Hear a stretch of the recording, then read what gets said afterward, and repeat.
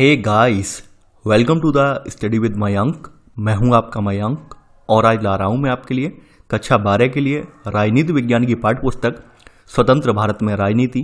देखिए, आज इसी क्रम में आज आपका यहाँ पर अध्याय 6वां है। यहाँ पर हम लोकतांत्रिक व्यवस्था का संकट यानी कि यहाँ पर हम साफ साफ कहें तो आपातकाल के बारे में जानेंगे।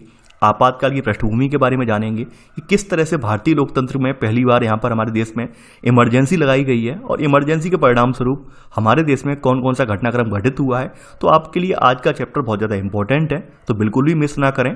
तो चलिए स्टार्ट करते हैं आज का वीडियो, देखते हैं हमें क्या क्या डिस्कस करना है यहाँ पर। देखिए, ये वाला चैप्टर अगर हम कहें तो पहली बात तो राजनीति की पृष्ठभूमि से बहुत ज़्यादा इंपॉर्टेंट है, यानी राजनीति में अगर हम देखें तो उस दृष्टि से चैप्टर बहुत ज़्यादा इंपॉर्टेंट है। इसके अलावा यहाँ पर हमें सबसे पहले यहाँ पर ये देखने को मिलेगा इस वाले चैप्टर में कि किस तरह से जो हमारी संवैधानिक पृष्ठभूमि तैयार की गई थी, संविधान में अपने अपने कर्तव्य बताए गए थे, संविधान में एक अपना अपना दायरा बताया गया था। तो यहाँ पर हम देखेंगे उन दायरों को लांघकर, जैसे कार्यपालिका का अक्सर यहाँ पे न्यायपालिका से टकराव हुआ है, तो यहाँ पर वही सब चीज़ें आपको देखने को मिलेंगी। यानी वैसे संविधान में हमारी हर चीज़ स्पष्ट कर दी गई थी कि कार्यपालिका कैसे कार्य करेगी, न्यायपालिका कैसे कार्य करेगी, विधायिका कैसे कार्य करेगी। लेकिन यहाँ पर एक राजनीति का एक ऐसा काल आया है जहाँ पर इन तीनों संस्थाओं में आपस में टकराव हुआ है और उस टकराव की पृष्ठभूमि ये बनी है कि इमरजेंसी लगी है। तो यहाँ पर हमें वही देखने को मिलेगा। जैसा कि आप प्रीवियस चैप्टर में ये तो पढ़ चुके हैं कि 1967 के बाद राजनीति में एकदम चेंजेस आए हैं। पहले जो केवल पार्टी पर निर्भर राजनीति थी, पार्टी पर निर्भर नहीं रही है। अब यहाँ पर इंदिरा गांधी का उदय हो चुका है। इंदिरा गांधी एक कद्दावर नेता के रूप में उभरी हैं, लोकप्रियता भी बढ़ी है। और यहाँ पर इस दौर में जो है आप देखेंगे तमाम छोटे स्थानीय दल भी यहाँ पर उदय हुआ है। तो यहाँ पर दलगत प्रतिस्पर्धा भी कहीं ज़्यादा हो गई है। ध्रुवीकरण की राजनीति का दौर स्टार्ट हो गया है। ध्रुवीकरण का मतलब समझ रहे होंगे आप, यानी कि जब पोल यानी पूरा जो है मत जो वोट यानी जो जितने भी वोट पड़ने हैं वो एक और वोटों का रुख मोड़ दिया जाए, तो उसे ध्रुवीकरण कहते हैं। तो यहाँ पर आप देखेंगे कि चूंकि इंदिरा गांधी जो 5वीं लोकसभा के इलेक्शन में खड़ी हुई थी, तो वहां पर इंदिरा गांधी का फेस एक वहां पर कह सकते हैं रोल मॉडल के रूप में सामने आ गया था। तो पूरा का पूरा जो वोट है वो इंदिरा गांधी का फेस देखकर पड़ गया था। तो आप देखेंगे किस तरह से वहाँ पर सीटें वगैरह मिली हैं इंदिरा गांधी को, आपने कल प्रीवियस चैप्टर में देख भी लिया है। तो यहाँ पर हमें वही सब देखने को मिलेगा। साथ ही साथ यहाँ पे वही बताया गया है, न्यायपालिका और सरकार के आपसी रिश्तों में तनाव आया है। सर्वोच्च न्यायालय ने सरकार की बहुत सारी पहलों को संविधान के विरुद्ध माना है। लेकिन कांग्रेस पार्टी का जो मानना ये था, इनका रवैया ये था कि लोकतंत्र के सिद्धांतों और संसद की सर्वोच्चता के विरुद्ध है अदालत का जो रवैया है। ऐसे करके यहाँ पर आप देखेंगे यानी कि यहाँ पर कांग्रेस बार बार यही दलील दे रही थी कि हम गरीबों की फेवर में काम कर रहे हैं और यहाँ पर कोर्ट जो है यानी जो अदालत है वो गरीबों को लाभ नहीं पहुंचाने चाह रही है, उसमें रोड़ा अटका रही है। इस तरह के आरोप प्रत्यारोप लगाए थे। खास करके 1971 में आपको पता होगा जब कांग्रेस ओ और कांग्रेस आर यानी कि ओ वाली ओल्ड वाली थी और आर वाली नई वाली थी, यानी कि यहाँ पर इंदिरा गांधी के नेतृत्व वाली थी। तो किस तरह से इंदिरा गांधी का उदय हुआ है। इंदिरा गांधी के उदय होने के बाद आप देखेंगे कि पार्टी पूरी टूटकर बिखर गई है और इंदिरा गांधी यहाँ पर अब केवल रह गई हैं और इंदिरा गांधी यहाँ पर वन मैन इन आर्मी वाला कॉन्सेप्ट यहाँ पे लागू हो गया है, यानी केवल एक आदमी के एक चेहरे के बदौलत पूरी पार्टी यहाँ पे आगे बढ़ रही है। तो उस तरह से आप देखेंगे ये सब बातें आप प्रीवियस चैप्टर में क्लियर करके आए हैं। सबसे पहले हम देख लेते हैं 5वीं लोकसभा का इलेक्शन जो हुआ था, उसके बाद इंदिरा गांधी का जो उदय हुआ है। इंदिरा गांधी का उदय होने के बाद देश के हालात कैसे बदले हैं, उन हालातों पर हम पहले चर्चा करेंगे। आप सभी को ये बात तो पता है कि 1971 का चुनाव का जो नारा था, यानी इंदिरा गांधी का सबसे फेमस नारा था गरीबी हटाओ का नारा। तो इस नारे की वजह से भी इंदिरा गांधी का जो जीत का जो परचम लहराया था, इस नारे की वजह से भी इंदिरा गांधी ने प्रचंड बहुमत के साथ जीत का परचम लहराया था। ये बात आपको पता है। बहरहाल उसी समय 1971-72 के बाद थोड़ा सा सामाजिक आर्थिक हालात में सुधार नहीं हुआ है। खास करके बांग्लादेश वाला संकट आ गया है। आपको ये पता होगा कि भाई बांग्लादेश यानी उस समय पूर्वी पाकिस्तान जो था, पूर्वी पाकिस्तान में जो था राजनीतिक संकट चल रहा था। यानी जैसे कि आपने पहले चैप्टर में पढ़ चुके हैं कि किस तरह से पश्चिमी पाकिस्तान में कोई जो अलग पार्टी जो है जीत गई थी और पूर्वी पाकिस्तान में कोई अलग पार्टी जीत गई थी। और लेकिन पश्चिमी पाकिस्तान वाले ये चाहते थे कि हमारी पार्टी का ही यहाँ पर पीएम बने यहाँ पर, और पूर्वी वाले चाहते थे कि हमारी वाली का बने। तो एक टकराव वाली स्थिति थी। तो उस टकराव के दौरान आप देखेंगे पश्चिमी पाकिस्तान से कैसे करके पाकिस्तान आर्मी जो है वहाँ पर बांग्लादेश में अत्याचार वगैरह कर रही थी। तो उस अत्याचार के फलस्वरूप हमारे यहाँ लगभग 80 लाख से ज़्यादा, लगभग 1 करोड़ लोग जो है भारत में आ गए थे। तो इस वजह से भारत में आर्थिक संकट और गहरा गया था। साथ ही साथ हमें जो है 1971 में पाकिस्तान ने युद्ध भी छेड़ दिया है भारत के साथ, तो हमें पाकिस्तान से भी युद्ध लड़ना पड़ा है। उसके परिणाम ये बने हैं कि अमेरिका से हमारे संबंध खराब हुए हैं, अमेरिका से हमारे संबंधों में खटास आई है और अमेरिका ने उस समय हमें जो है भारत को सहायता देना बंद कर दिया है। यहाँ पर यही काफ़ी नहीं है, यानी यही तो पाकिस्तान की बात हो गई। दूसरी बात यह है, इसी समय इंटरनेशनल जो आपका क्रूड ऑयल बाजार है, यानी अंतर्राष्ट्रीय तेल बाजार है, वहाँ पर भी तेल की कीमतों में कई गुना बढ़ोतरी हो गई है। उस बढ़ोतरी होने की वजह से भी हमारे यहाँ आर्थिक संकट और ज़्यादा हो गया है, क्योंकि हमारी इकोनॉमी उस समय तो बंद इकोनॉमी थी। आप ओपन इकोनॉमी, बंद इकोनॉमी के बारे में अगर नहीं पता है आपको, तो क्लास 9-10 के आप जो है मेरे इकोनॉमी के वीडियो हैं एनसीईआरटी वाले, वो आप देख लें। वहाँ पर आपको क्लियर हो जाएगा कि खुली जो है अर्थव्यवस्था और बंद अर्थव्यवस्था कौन सी होती है। तो आप ये पाएंगे कि हमारे यहाँ 1950 से लेकर 90 तक लगभग बंद अर्थव्यवस्था रही है, खुली अर्थव्यवस्था नहीं रही है। ये आप पाएंगे, बंद अर्थव्यवस्था का मॉडल था, और इस वजह से हमारा जो अंतर्राष्ट्रीय बाजार के साथ हमारी जो पहुंच थी वो कटी हुई थी। तो इस वजह से हमारे यहाँ जो है विदेशी पैसा नहीं आ रहा था, बल्कि हमारा ही पैसा खर्च होता चला जा रहा था। तो इस वजह से हमारे यहाँ जो कीमतों में भारी बढ़ाफा हुआ है। तो यहाँ पर आप देखेंगे 1973 में चीज़ों की कीमतें जो है लगभग 23%, और 1974 तक आते आते 30% का इजाफा यहाँ पर हो गया है, यानी एकदम तीव्र मूल्य वृद्धि हो गई है। साथ ही साथ यहाँ पर जो औद्योगिक समृद्धि दर थी हमारी, वो बहुत कम थी। ऊपर से बेरोजगारी भी बढ़ रही थी। यहाँ पर एक स्थिति ये भी क्रिएट हुई है कि भाई सरकार को खर्चे कम करने के लिए जो गवर्नमेंट एम्प्लॉई हैं उनकी वेतन को रोकना पड़ा है, वेतन को काफ़ी लंबे समय तक रोकना पड़ा है। इस वजह से सरकारी कर्मचारियों में भी एक आक्रोश की लहर छा गई थी यहाँ पर। और खास करके यहाँ पर अगर कहते हैं ना, यहाँ पे प्रकृति ने भी यहाँ पर अपना रंग दिखाया है। 1972 और 3 में यहाँ पर क्या है, मानसून बिल्कुल असफल रहा है, यानी कि जो खाद्यान्न की पैदावार है उसमें भी गिरावट आई है। खाद्यान्न का उत्पादन अगर हम देखें इस दशक में, तो यहाँ पर आप 8% की कमी यहाँ पे महसूस करेंगे। ऊपर से जो गैर कांग्रेसी सरकारें थी उनको मौका मिल गया है, अब वो इस मौके को बिल्कुल भुनाना चाह रही हैं, यानी कि उन्होंने जन विरोध की अगुवाई कर दी है स्टार्ट। तो ऐसे करके आप देखेंगे एकदम संघर्षों वाला दशक रहा है। यानी कि यहाँ पर आप देखेंगे तमाम ऐसे समूह खड़े हो गए जो संसदीय राजनीति में विश्वास रखते थे, मार्क्सवादी विचारधारा के समर्थक थे। तो ऐसे समूहों का यहाँ पे उदय हो गया है। और ये जो समूह थे, मार्क्सवादी विचारधारा वाले समूह थे, ये खास करके पूंजीवादी अर्थव्यवस्था जो खड़ी हो रही थी उसके विरोधी थे। इन्होंने क्या किया, इन्होंने जो है एक तरह से हथियार उठा लिए हैं, यानी कि इन्होंने हिंसक ढंग से यहाँ पे प्रदर्शन किया है। और इन्होंने क्या किया है, इन्होंने मार्क्सवादी, लेनिनवादी, यानी इन्हें माओवादी या नक्सलीवादी के नाम से जाना जाता है, तो ये लोग सक्रिय हो गए हैं। इन्होंने क्या किया, इन्होंने हथियार उठा लिए हैं, और हथियारों के दम पर खास करके जो संपन्न लोग हैं उनकी हत्या वगैरह करना, उनसे जमीनें वगैरह छीनना, इस तरह के कृत्य स्टार्ट कर दिए हैं। तो खास करके जो माओवाद या फिर नक्सलवाद वाला जो क्षेत्र था वो पश्चिम बंगाल में इनका उदय हो चुका था। और पश्चिम बंगाल से लगभग जो भी सटे हुए गरीब इलाके थे या दलित इलाके थे, वहां पर ये आंदोलन फैल गया है। तो ऐसे करके आप देख रहे होंगे आज भी नक्सलवाद जो है फैला हुआ है, और गवर्नमेंट कैसे ऐसे हैंडल कर रही है वो भी आप सबके सामने है। इन सब के अलावा यहाँ पर हमें गुजरात और बिहार में कुछ आंदोलन भी देखने को मिलेंगे, और खास करके बिहार के आंदोलन ने जो है सबसे ज़्यादा प्रभाव पहुंचाया था, और इसी के परिणाम स्वरूप हमारे देश में इमरजेंसी लगानी पड़ी है। अब देखिए, ये तो सब लोग जानते हैं कि हमारे यहाँ यानी कि आप 62 का युद्ध हमने लड़ा, 65 का युद्ध लड़ा, हालात तभी से खराब होते चले गए थे। हालात कोई अचानक से खराब नहीं हुए, हालात तभी से खराब होते चले गए थे 62-65, क्योंकि हमें अपना एक बहुत बड़ा मद जो है अब सैन्य खर्चे पे लगाना पड़ रहा था। इसके अलावा हमारे यहाँ मानसून उस समय खराब हो चुका था, क्योंकि यहाँ पर हमारे यहाँ जो खेती वगैरह है, खेती वगैरह में इतना ज़्यादा अभी सुधार आ नहीं पाया था। हम अभी भी जो है अमेरिका पर ही निर्भर थे, अमेरिका से ही राशन वगैरह, रसद वगैरह मंगा रहे थे। ऊपर से हमारे संबंध भी में खटास आ गई है 71 के युद्ध के बाद, तो यहाँ पर और ज़्यादा स्थिति विस्फोटक हो गई है। तो यहाँ पर कांग्रेस सरकार है गुजरात और बिहार राज्य में, दोनों में ही है। यहाँ पर छात्र जो है आंदोलन की अगुवाई कर रहे थे, और आप लोग ये बात तो अच्छे से जानते होंगे, कहीं भी कुछ भी राजनीतिक रूप से समस्या खड़ी होती है, कुछ भी कोई ऐसा लगता है नेताओं को कि भाई यहाँ पर कोई बड़ी यहाँ पर विवाद खड़ा होने वाला है, यहाँ पर कोई बड़ा आंदोलन होने वाला है, तो नेता लोग उसमें अपने आप एंट्री मार जाते हैं। ये यानी अब से नहीं है, शुरुआत से यही रहा है। यानी हर आदमी आप देखते होंगे कहीं कोई ऐसा मान लीजिए कोई केस हो जाए या कांड हो जाए कोई, तो जिससे लगता है कि वो देश स्तर पर कांड का जो न्यूज है वो छा गया है, देश स्तर पर कांड की जो न्यूज है वो छा गई है, तो एकदम वहां पर पॉलिटिकल पार्टी पहुंच जाती हैं, यानी पॉलिटिकल पार्टी अपने आप उसमें उतर जाती हैं। तो वही यहाँ पर है, छात्र आंदोलन कर रहे थे अपनी बेरोजगारी को लेकर, हमें नौकरी दो, इस तरह का आंदोलन कर रहे थे। अब राजनीतिक जो है यहाँ पर इन्होंने राजनीतिक लोग भी यहाँ पे शामिल हो गए हैं। 1974 में यहाँ पर जनवरी माह में गुजरात के छात्रों ने जो है खाद्यान्न, खाद्य तेल और आवश्यक कीमत जो चीज़ें हैं उनकी कीमतों में बढ़ोतरी जो हो रही है उसके खिलाफ मोर्चा खोल दिया है। यानी कि जो ऊंचे पदों पर लोग बैठे हुए थे, इन्होंने उस बात को उन्हें जिम्मेदार ठहराया है कि भाई ये भ्रष्टाचारी लोगों की वजह से कीमतें बढ़ रही हैं।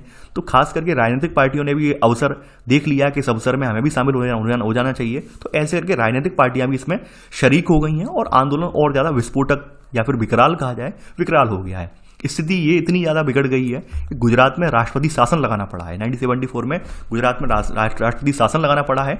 और जैसा कि आप सभी लोग जानते हैं, कांग्रेस का विभाजन हो गया था, यानी कि आप चौथी लोकसभा के बाद 5वीं लोकसभा इलेक्शन से पहले कांग्रेस का विभाजन हो गया था। कांग्रेस ओ और आर के रूप में थी। ओ में जो है पुराने नेता थे, यानी कद्दावर जो नेता थे, वरिष्ठ नेता थे, मोरारजी देसाई जैसे, और मोरारजी देसाई का जो अनुबंध थी वो इंदिरा गांधी से थी, यानी इंदिरा गांधी से उनका बिल्कुल भी तालमेल नहीं बैठ रहा था। तो यहाँ पर मोरारजी देसाई जो चूंकि वहाँ पर उसी क्षेत्र से बिलोंग करते थे, महाराष्ट्र बंगाल वाले रीजन से बिलोंग करते थे, तो मोरारजी देसाई हड़ताल पे बैठ गए हैं। इन्होंने कह दिया नहीं, यहाँ पे तो चुनाव होने चाहिए, राष्ट्रपति शासन के बाद चुनाव होने चाहिए, बिल्कुल अपनी पुरानी सरकार को आप भंग कर दीजिए, हटाइए और चुनाव करवाइए। तो ये वहाँ पर अनिश्चितकालीन भूख हड़ताल पे बैठ गए हैं। तो यहाँ पर आप देखेंगे 1975 में यहाँ पर इनके दबाव में यहाँ पे विधानसभा के चुनाव हुए हैं और चुनाव में कांग्रेस को यहाँ पर हार हुई है, यानी कि यहाँ पर इस क्षेत्र में जो है ये वाला जो इलाका है यहाँ पर हारना पड़ा है गुजरात वाले रीजन में। तो कांग्रेस के लिए एक बड़ी हार रही है। साथ ही साथ ये तो आपकी गुजरात की बात हो गई। अब बिहार की बात कर लेते हैं। 1974 में बिहार में भी यही हाल था, यानी बिहार में भी आंदोलन की अगुवाई छात्र कर रहे थे। अब यहाँ पर आंदोलन में एक व्यक्ति को एंट्री दी गई है, ये है जेपी नारायण, यानी कि जिन्हें जयप्रकाश नारायण के नाम से जाना जाता है, जेपी। और खास करके कहा जाए, ये ऐसे व्यक्ति हैं, ये शुरुआत में नहीं चाह रहे थे कि हम इन्वॉल्व हों, क्योंकि इन्हें लगता था कि भाई आंदोलन में इन्वॉल्व होने का मतलब ये है हिंसा वगैरह भी होगी और भी बहुत कुछ हो सकता है। तो ये शुरुआत में नहीं चाह रहे थे। पहले तो खास करके जेपी नारायण जो है राजनीति में सक्रिय रहे हैं, लेकिन बाद में इन्होंने राजनीति से कहा जाए थोड़ा अपने आप को अलग कर लिया है। जैसे हम यहाँ पर इनका थोड़ा सा जेपी नारायण का परिचय दे देते हैं, जीवन परिचय। उसके बाद यहाँ पे आपको बताएंगे कि युवावस्था में ये मार्क्सवादी रहे हैं, कांग्रेस सोशलिस्ट पार्टी और सोशलिस्ट पार्टी के संस्थापक महासचिव रहे हैं।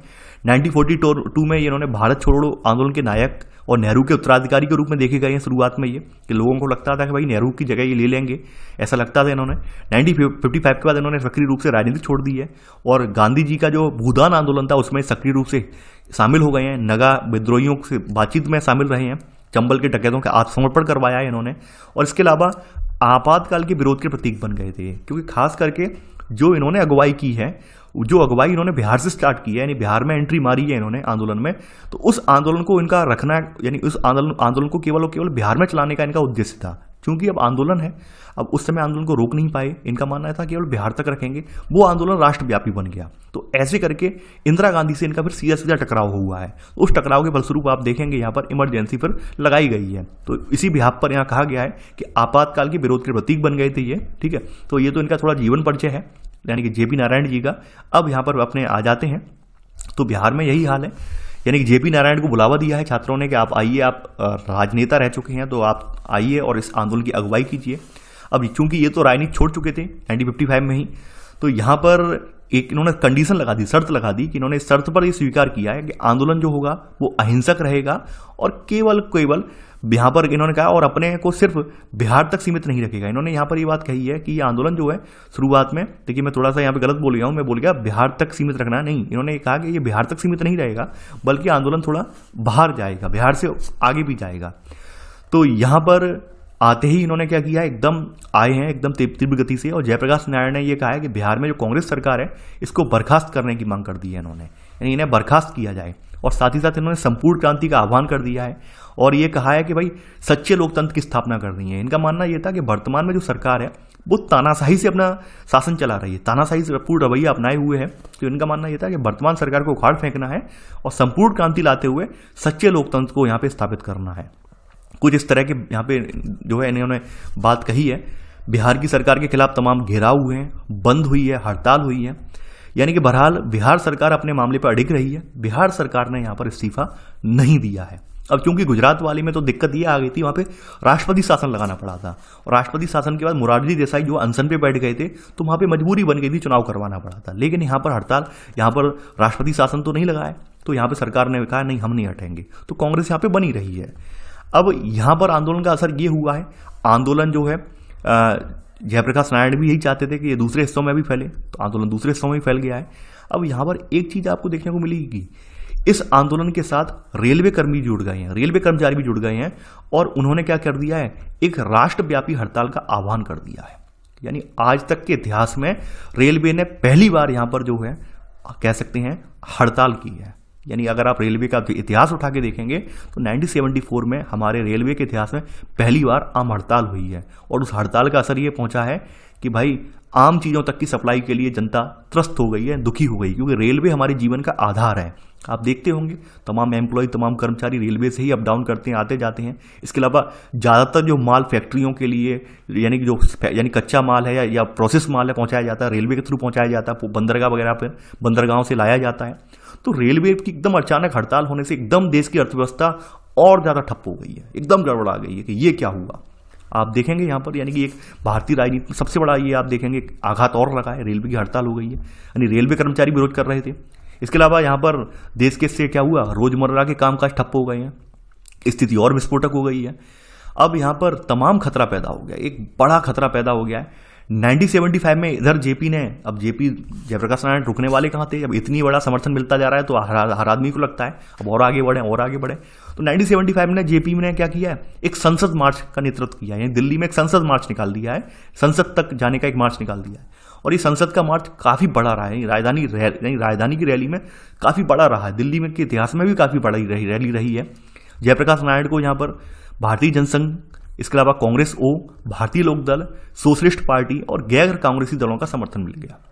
यानी कि जेपी की जो छवि थी वो काफी ज्यादा यहाँ पे एक कह सकते हैं उभर कर सामने आई है, और ऐसे करके यहाँ पर जेपी कह सकते हैं विरोधी दल के एक प्रमुख नेता के रूप में उभर कर सामने आए हैं। साथ ही साथ गुजरात और बिहार दोनों ही राज्यों के आंदोलन को कांग्रेस में विरोधी आंदोलन माना गया है। यहाँ पर अगर हम देखें, यहाँ पर कहा गया है कि ये आंदोलन राज्य सरकार के खिलाफ नहीं है बल्कि इंदिरा गांधी के नेतृत्व के खिलाफ चलाए जा रहे हैं। तो कहीं ना कहीं इंदिरा गांधी को ये महसूस होने लगा था कि कहीं ना कहीं ये जेपी नारायण जो है हमारा व्यक्तिगत विरोध कर रहे हैं, व्यक्तिगत विरोध करने के लिए प्रेरित हैं, ऐसी बात यहाँ पर निकल कर आई है। तो ये सब चीजें आप देखेंगे। अब देखिए यहाँ पर नक्सलवादी आंदोलन की थोड़ी पृष्ठभूमि जान लेते हैं कि नक्सलवादी आंदोलन जो जैसे माओवादी, मार्क्सवादी या माओवादी कहा जाता है, नक्सलवादी नाम कैसे पड़ा है। नक्सलवादी जो टर्म है वो अपने यहाँ यूज होता है, विदेशों में यूज नहीं होता है। विदेशों में इसे माओसिस्ट या मार्क्सवादी कहते हैं, लेकिन हमारे यहाँ नक्सलवाद वाला भी टर्म जुड़ गया है। क्यों जुड़ गया है? ये चूंकि ये जो आंदोलन स्टार्ट हुआ था नक्सलवाद वाला या माओवाद वाला, ये पश्चिम बंगाल का जो पर्वतीय जिला है दार्जिलिंग, यहाँ पर एक गाँव है नक्सलवाड़ी थाना है। तो वहां पर 1967 में किसानों ने विद्रोह किया था, और खास करके इसकी अगुवाई जो कर रहे थे वो मार्क्सवादी कम्युनिस्ट पार्टी के लोग कर रहे थे। तो इस वजह से शुरुआत के राज्यों में ये आंदोलन फैल गया है, और आंदोलन ये नक्सलवाद जो थाना है वहां से निकला हुआ है, तो इसी का नाम इसने ले लिया है। तो खास करके ये नक्सलवादी आंदोलन के रूप में जाना गया है। 1969 में आते आते नक्सलवादी जो CPI-M से अलग हो गया है, और इसने खास करके जो कम्युनिस्ट मार्क्सवादी लेनिनवादी नाम से एक छवि यहाँ पे इजाद की है, और इस छवि के नेता जो थे वो चारू मजूमदार नेता हैं, यानी जो है CPI मार्क्सवादी लेनिनवादी विचारधारा वाली पार्टी के नेता जो हैं ये चारू मजूमदार हैं।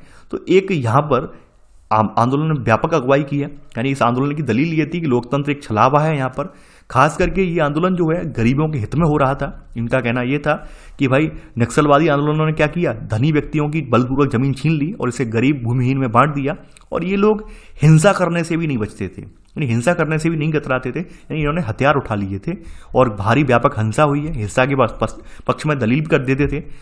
कई सालों तक आंदोलन चला और कई संगठनों में बट गया। खास करके काफी सारे हिस्सों में लोगों को अपनी जान से भी हाथ धोना पड़ा है। फिलहाल अगर वर्तमान में देखें, वर्तमान में भी 9 राज्यों में और लगभग 75 जिलों में नक्सलवादी आंदोलन जो है हिंसा से प्रभावित है। सरकार इनसे जो है निपट भी रही है।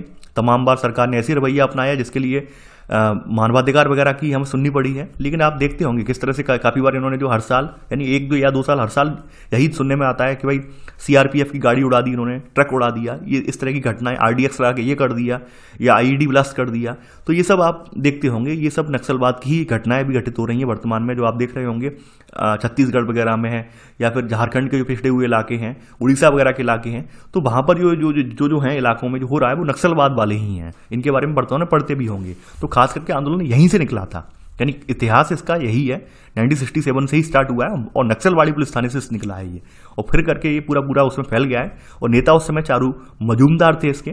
तो खास करके आप देखते होंगे वर्तमान में भी सरकार इनसे लड़ रही है, जूझ रही है, और मानवाधिकार वगैरह वाले लोग जो हैं काफी बार सरकार की आलोचना भी करते हैं कि सरकार तमाम निर्दोष लोगों को पकड़ कर उन्हें जेल में डाल रही है या गोली मार रही है, इस तरह का आरोप लगाते हैं। तो थोड़ा सा चारू मजूमदार के बारे में जान लीजिए। ये कम्युनिस्ट क्रांतिकारी और नक्सलवादी बगावत के नेता के रूप में जाने जाते हैं। यानी कि जब नक्सलवाद की बात आएगी तो चारू मजूमदार का भी नाम आता है। यानी जब जब नक्सलवाद की बात आती है तो चारू मजूमदार का नाम ना आए ऐसा तो हो ही नहीं सकता, क्योंकि नक्सलवाद के प्रणेता यही रहे हैं भारत में नक्सलवाद के जनक माने जाते हैं चारू मजूमदार। तो आज़ादी से पहले इन्होंने तिभागा आंदोलन के बारे में आपने पढ़ा होगा इतिहास में। सीपीआई छोड़ी है, कम्युनिस्ट पार्टी ऑफ इंडिया यानी मार्क्सवादी लेनिनवादी पार्टी की स्थापना की है, यानी मार्क्सवादी जो पार्टी की स्थापना करने वाले व्यक्ति हैं वो चारू मजूमदार ही हैं। किसान विद्रोह माओवादी पंथ में विश्वास रखते हैं और क्रांतिकारी हिंसा के समर्थक हैं, यानी बम पिस्तौल गोली जिससे हिंसा हो उसके समर्थक हैं, क्रांतिकारी हिंसा के ये प्रबल समर्थक हैं। इनकी मौत जो हुई है पुलिस हिरासत में हुई है, पुलिस कस्टडी में इनकी मौत हुई है। तो थोड़ा सा एक चारू मजूमदार का परिचय है, आपने देख लिया। यहाँ पर आगे बढ़ते हैं। अब ये कार्टून है। अब देखिए कार्टूनों की आप एक बड़ी श्रृंखला देखेंगे, क्योंकि उस समय यहाँ पर अगर देखेंगे तो भारतीय राजनीति में सबसे बड़ा पहलू आप जानते होंगे अभिव्यक्ति की स्वतंत्रता है, हमारे संविधान में दिया हुआ है। तो उसके तहत ये सब कार्टून बनाना एक आम बात है अखबारों के लिए, इस पर कोई प्रतिबंध नहीं है। तो जैसे भ्रष्टाचार, जंगल राज, हिंसा, तो लोकतंत्र बचाओ यहाँ जेपी बैठे हुए हैं, बाद बाकी लोग देख रहे हैं नेता, देखो वह लोकतंत्र को का पलीता लगाना चाहता है, अराजकता फैलाना चाहता है, सत्ता हासिल करना चाहता है। ये कांग्रेस के खेमे के लोग हैं जो ये ऐसी बात बोल रहे हैं। इस तरह का कार्टून ये बनाया गया है, आप देख पा रहे हैं यहाँ पर। आगे बढ़ते हैं। अब सबसे पहले हम रेलवे की हड़ताल देख लेते हैं, उसके बाद आते हैं लोक, यानी कि उसके बाद न्यायपालिका की भूमिका देखेंगे। अब 1974 में चूंकि रेलवे के कर्मचारी इस बात से भी दुखी थे कि सरकार ने जो गवर्नमेंट के कर्मचारियों का वेतन रोक दिया है उसमें रेलवे के कर्मचारी भी थे। अब रेलवे के कर्मचारी एक मौका ढूंढ रहे थे। अब जयप्रकाश नारायण का जो आंदोलन था, इनके नेतृत्व में आंदोलन था, धीरे धीरे फैलता जा रहा था, तो उन्हें भी मौका मिल गया है। मान लीजिए यहाँ पर अगर आप आज कंडीशन, एक सिचुएशन दी गई है कि 1 या 2 दिन रेलगाड़ी नहीं चले या फिर हफ्ते भर के ज़्यादा समय तक रेलगाड़ियाँ ना चलें, तो क्या होगा, यानी आप आने जाने के लिए दूभर हो जाएंगे। ये बात बिल्कुल सही है। तो यहाँ पर वही सब चीज़ें हैं कि देश की अर्थव्यवस्था बिल्कुल ठप हो जाएगी इससे। रेलगाड़ियों के माध्यम से ही देश में ज़्यादातर सामान की ढुलाई होती है। और 1974 में यही ठीक ऐसा ही वाकया सामने आया। यहाँ पर रेलवे कर्मचारियों के संघर्ष से संबंधित जो समन्वय, राष्ट्रीय समन्वय समिति है, इसने जॉर्ज फर्नांडिस के नेतृत्व में रेलवे कर्मचारियों की एक राष्ट्रव्यापी हड़ताल का आह्वान किया। देखिए ये नाम याद रखना, ये व्यक्ति अब जिंदा नहीं है, इनका देहांत हो चुका है, जॉर्ज फर्नांडिस का। और ये 1974 की जो हड़ताल है वो इन्हीं के नेतृत्व में करी गई थी। रेलवे की हड़ताल जो हुई थी इन्हीं के नेतृत्व में की गई थी। और ये काफ़ी बार आपका जो है यूपीसीएस एग्जाम में पूछा भी गया है प्रश्न। देखिए आप में से मैं फिर से आपसे रिपीट कर रहा हूँ, जो आप यहाँ पे इतिहास के रूप में पढ़ रहे हैं, कहानी के रूप में पढ़ रहे हैं, वो कहानी नहीं है, वो अपने आप में बहुत बड़ा इतिहास है। और इस इतिहास की पृष्ठभूमि के बारे में जानना अत्यंत आवश्यक है, आपको अत्यंत आवश्यक। और एक बात मैं आपको पहले ही बता चुका हूं कि मैं यहां पर प्रॉपर तरीके से आप जो कहोगे एक एक पॉइंट बता के मैं नोट्स बनवाऊं, पॉसिबल नहीं है, क्योंकि अगर व्याख्यान अगर मैं दूंगा तो वहां पे नॉन स्टॉप मुझे देना पड़ेगा। तो वहां पे आपको ऐसे चुनिंदा पॉइंट्स जो आ रहे हैं उन्हें मैं बता दे रहा हूं, इन्हें आप नोट कर लेना। जैसे जॉर्ज फर्नांडिस का नाम आया है, तो इन्होंने जॉर्ज फर्नांडिस के नेतृत्व में रेल हड़ताल हुई है। ये खास करके यहाँ पर इनकी डिमांड ये थी रेलवे कर्मचारियों की कि बोनस और सेवा से जुड़ी हुई शर्तों के संबंध में इन्होंने दबाव बनाना चाहा था। इसके लिए इन्होंने एक राष्ट्रव्यापी हड़ताल चलाई थी। अब देखिए जो हड़ताल हुई है उस हड़ताल में कुछ प्रश्न भी निकल कर आए हैं, कुछ बुनियादी प्रश्न भी निकल कर आए हैं। सबसे पहला प्रश्न ये निकल कर आया है, क्या सरकार, यानी कि क्या सबसे बड़ा प्रश्न ये निकल के आया है कि सार्वजनिक उद्यम के कर्मचारी मई के महीने में हड़ताल भी चले गए। तो यहाँ पे एक सवाल ये निकल कर आया है, क्या इस तरह के जो सार्वजनिक उपक्रम है इनके मजदूरों को हड़ताल करने का अधिकार है या नहीं है। यानी कि सबसे बड़ी बात ये आई है कि यानी कि ये सवाल यही उठाया है कि आवश्यक सेवाओं से जुड़े हुए कर्मचारी अपनी मांग को लेकर हड़ताल कर सकते हैं या नहीं। ये सबसे बड़ा सवाल उठा है, क्योंकि उस समय रेलवे हमारे देश का आधार था और आज भी आधार है। आपने देखा होगा कोरोना पैंडेमिक के दौरान जैसे जैसे हमारे देश में रेलवे बंद किया गया है उसका परिणाम आपने देखा होगा, लाखों लोग पैदल चले हैं, लाखों लोगों को पैदल चलना पड़ा है। लेकिन बहरहाल सरकार ने जो है मालगाड़ी चलाने के लिए पूरी अनुमति दी गई है। केवल पैसेंजर ट्रेनें रोकी गई थी उस समय, ध्यान देना आप, उस समय भी सरकार ने केवल पैसेंजर ट्रेनें रोकी थी, मालगाड़ियां नहीं रुकी थी, मालगाड़ियों के पहिए नहीं थमे थे, मालगाड़ियां नॉन स्टॉप चली हैं। अगर मालगाड़ियां भी रुक गई होती उस समय तो वास्तव में राशन की बहुत बड़ी किल्लत हो जाती, यानी आवश्यक वस्तुओं की किल्लत हो जाती। उस समय कोरोना पैंडेमिक के दौरान केवल और केवल जो है आपकी पैसेंजर ट्रेनें रोकी गई हैं। तब भी आप देखेंगे कितना व्यापक हमारे यहाँ जो है कह सकते हैं स्थिति कैसे विस्फोटक हो गई है। और सरकार को एंड में मजबूरी में फिर कुछ दिनों बाद ट्रेन चलानी भी पड़ी हैं, चाहे बेशक सोशल डिस्टेंसिंग के साथ चलाई हो, लेकिन चलानी पड़ी हैं। तो यहाँ पर भी वही सवाल उठा है कि भाई क्या ऐसी स्थिति में क्या सार्वजनिक उपक्रम से जुड़े हुए कर्मचारी और जहाँ पर आवश्यक वस्तुओं की आवाजाही होती हो वो हड़ताल कर सकते हैं या नहीं कर सकते हैं। आज की डेट में आप देखेंगे कि 1974 के बाद ही रेलवे के मैनुअल वगैरह में और सब जो चीज़ें हैं उनमें एक व्यापक सुधार किया गया। यानी कि आपने देखा होगा अब रेलवे को मंडलों में डिवाइड किया गया। क्यों किया गया मंडलों में डिवाइड करने का? यानी कि हर चीज़, हर आदमी के मुद्दे उन्होंने तोड़ दिए कि भाई मान लीजिए अगर ऐसी कोई हड़ताल हो जाती है ऐसी परिस्थितियों में तो सब लोग चले जाएंगे, फिर हमारा तो देश बिल्कुल चल ही नहीं पाएगा। तो और रूल यहाँ पे स्ट्रिक्ट बनाए गए हैं ताकि कोई हड़ताल ना हो पाए। तो इस तरह से आप देखेंगे यहाँ पर, तो यहाँ पर सरकार ने हड़ताली कर्मचारियों की मांग मानने से इनकार कर दिया। और यहाँ पर आप देखेंगे जॉर्ज फर्नांडिस गिरफ्तार कर लिए गए हैं। रेल लाइनों पर यहाँ पर पहली बार देश में आर्मी तैनात की गई है। आप समझ रहे होंगे कितनी स्थिति विस्फोटक रही होगी कि इंडियन आर्मी को लगाना पड़ा है केवल रेल लाइनों की सुरक्षा करने के लिए। यानी कि गवर्नमेंट को ये डर था कि कहीं रेल कर्मचारी रेलवे लाइनें उखाड़ ना दें। आप समझ रहे होंगे यहाँ पर कि रेल लाइनों की सुरक्षा के लिए सेना तैनात की गई है। बहरहाल यानी ऐसे में 20 दिन के बाद हड़ताल बगैर किसी समझौते के वापस ले ली गई है। रेलवे कर्मचारी फिर से अपने अपने काम पर लौट आए हैं। लेकिन रेलवे के इतिहास में काला दिन यही कहा, काले दिन यही बोले जाते हैं। और पहली बार की ये घटना है कि रेलवे ने पहली बार सार्वजनिक और राष्ट्रव्यापी हड़ताल की है। आपने सोचा होगा काफी बार कि रेलवे बंद क्यों नहीं होता है, बड़े बड़े उपक्रम बंद क्यों नहीं होते हैं। वो कुछ इसी वजह से बंद नहीं होते हैं, आवश्यक वस्तुओं की जो आवाजाही बंद नहीं कर सकते हैं। सरकार ने इसके खिलाफ स्ट्रिक्ट रूल बनाए हैं। अब तो बहुत स्ट्रिक्ट रूल हैं। अगर कोई व्यक्ति ऐसा करता है तमाम कार्रवाई लिखी गई हैं उसके खिलाफ। आप पढ़े होंगे आवश्यक वस्तु अधिकार अधिनियम के तहत। तो ये आप सब चीज़ें देखेंगे किस तरह से हमारे लोकतंत्र में ये घटनाएं घटित हुई हैं। तो 1974 की आपने रेल हड़ताल भी देख ली। अब न्यायपालिका से संघर्ष देखेंगे कि किस तरह से न्यायपालिका से कार्यपालिका का संघर्ष हुआ है और संघर्ष होने के क्या क्या रीजन है। बहरहाल ये रीजन जो है वो आप पहले पढ़ चुके हैं। रीजन कोई नए नहीं है। 3 संवैधानिक मसले उस समय उठे थे और 3 संवैधानिक मसलों को लेकर यहाँ पे टकराव हुआ था। पहला जो मसला था, पहला जो मुद्दा था वो था संसद, क्या संसद जो है वो मौलिक अधिकारों में कटौती कर सकती है। तो सर्वोच्च न्यायालय का यहाँ पर रिप्लाई ये था कि संसद बिल्कुल भी ऐसा नहीं कर सकती है। सर्वोच्च न्यायालय ने साफ साफ कर दिया कि संसद जो है मौलिक अधिकारों में कटौती नहीं कर सकती है। दूसरा सवाल यहां पर यह था उस समय, क्या संसद संविधान में संशोधन करके संपत्ति के अधिकार में काटछांट कर सकती है। अब यहां पर भी सर्वोच्च न्यायालय का यही मानना था, नहीं बिल्कुल नहीं कर सकती है। इस तरह का संशोधन नहीं कर सकती है, अधिकारों में कटौती नहीं कर सकती है। यानी संपत्ति का अधिकार जो भू आंदोलन में एक बहुत बड़ा बाधा बन रहा था, बहुत बड़ी बाधा बन रहा था, तो मजबूरी में संसद से ये अधिकार को कट करना पड़ा था। अब यहां पर दूसरा प्रश्न पर भी टकराव बना हुआ है। तीसरा प्रश्न यहां पर यह है, तीसरे प्रश्न में यह बात कही गई है कि संसद ने यह कहते हुए संविधान संशोधन किया है कि वह नीति निर्देशक सिद्धांतों को प्रभावकारी बनाने के लिए मौलिक अधिकारों में क्या जो कमी कर सकती है। तीसरा प्रश्न यहां पर यह उठा था कि आपको नीति निर्देशक तत्व लागू करने हैं, यानी कि जनता की भलाई के लिए आप जो है आपका भू आंदोलन वगैरह है, या फिर जो कह सकते हैं आप यहाँ पर भू का फिर से परसीमन वगैरह कर रहे हैं, जनता की भलाई के लिए कर रहे हैं, गरीब तबकों को जमीन बांट रहे हैं। तो ये तो नीति निर्देशक तत्वों के तहत आती है। यानी राज्य करते हैं कल्याणकारी कार्य के लिए, राज्य इस तरह के कृत्य करते हैं। तो क्या नीति निर्देशक तत्वों के लिए हम मौलिक अधिकारों में कमी कर सकते हैं, ये भी प्रश्न यहाँ पर उठ गया। तो बहरहाल सर्वोच्च न्यायालय ने शुरुआत में प्रावधान को निरस्त कर दिया है। अब चूंकि इंदिरा गांधी आयरन लेडी तो थी, अपने विचारों पर अड़ग रहने वाली महिला थी, इंदिरा गांधी ने साइड में रख दिया है, उन्होंने बात नहीं मानी है। तो ऐसे में यहाँ पे संबंधों में तनाव आ गया है। इसी दौरान एक फेमस डिसीजन भी आया है, यानी खास करके एक बहुत अच्छा खासा डिसीजन भी आया 1973 का, आपको पता होगा, केशवानंद भारती मामला। तो केशवानंद भारती मामले में सुप्रीम कोर्ट ने साफ साफ स्थिति क्लियर कर दी है कि संविधान का एक मूल ढांचा यानी कि बुनियादी ढांचा है और संसद इस ढांचे में संशोधन नहीं कर सकती है। यानी मूल ढांचा डिफाइन करने का अधिकार भी सुप्रीम कोर्ट को ही दिया है, ना कि संसद को। सुप्रीम कोर्ट ही तय करेगी कि कौन सा हिस्सा मूल ढांचे का है, कौन सा हिस्सा मूल ढांचे का नहीं है। बहरहाल सुप्रीम कोर्ट ने उस समय जो यहां पर कहा जाए आपका संपत्ति का अधिकार था उसको तो हटा दिया है कि भाई ये मूल ढांचे में नहीं आता है, इसको हटा देना चाहिए, और बाद बाकी को फिर उन्होंने यहां पर संशोधित किया है, आप देखेंगे। इसके अलावा सुप्रीम कोर्ट से टकराव होने के 2 और रीजन थे, यानी 2 और बातों ने न्यायपालिका कार्यपालिका में तनाव पैदा कर दिया है। पहला तनाव जो है 1973 के बाद है, यानी यहाँ पर 1973 का जो केशवानंद भारती वाला मामला आया था, तो इसके बाद सुप्रीम कोर्ट के जज का जो है न्यायाधीश का पद खाली हो गया था। तो हमारे यहाँ जो रिवाज चली आ रही, परिपाटी चली आ रही, परिपाटी तो वही थी वरिष्ठता क्रम वाली की, जो वरिष्ठ न्यायाधीश होते हैं क्यू में, यानी कि पहले के बाद मान लीजिए दूसरा है तो पहले वाले अगर रिटायर हो गया है, हट गया, तो दूसरा वाला पहले नंबर पर पहुंच जाएगा, फिर तीसरा वाला दूसरे नंबर पर आ जाएगा। यही रिवाज हमारे यहाँ चली आ रही थी।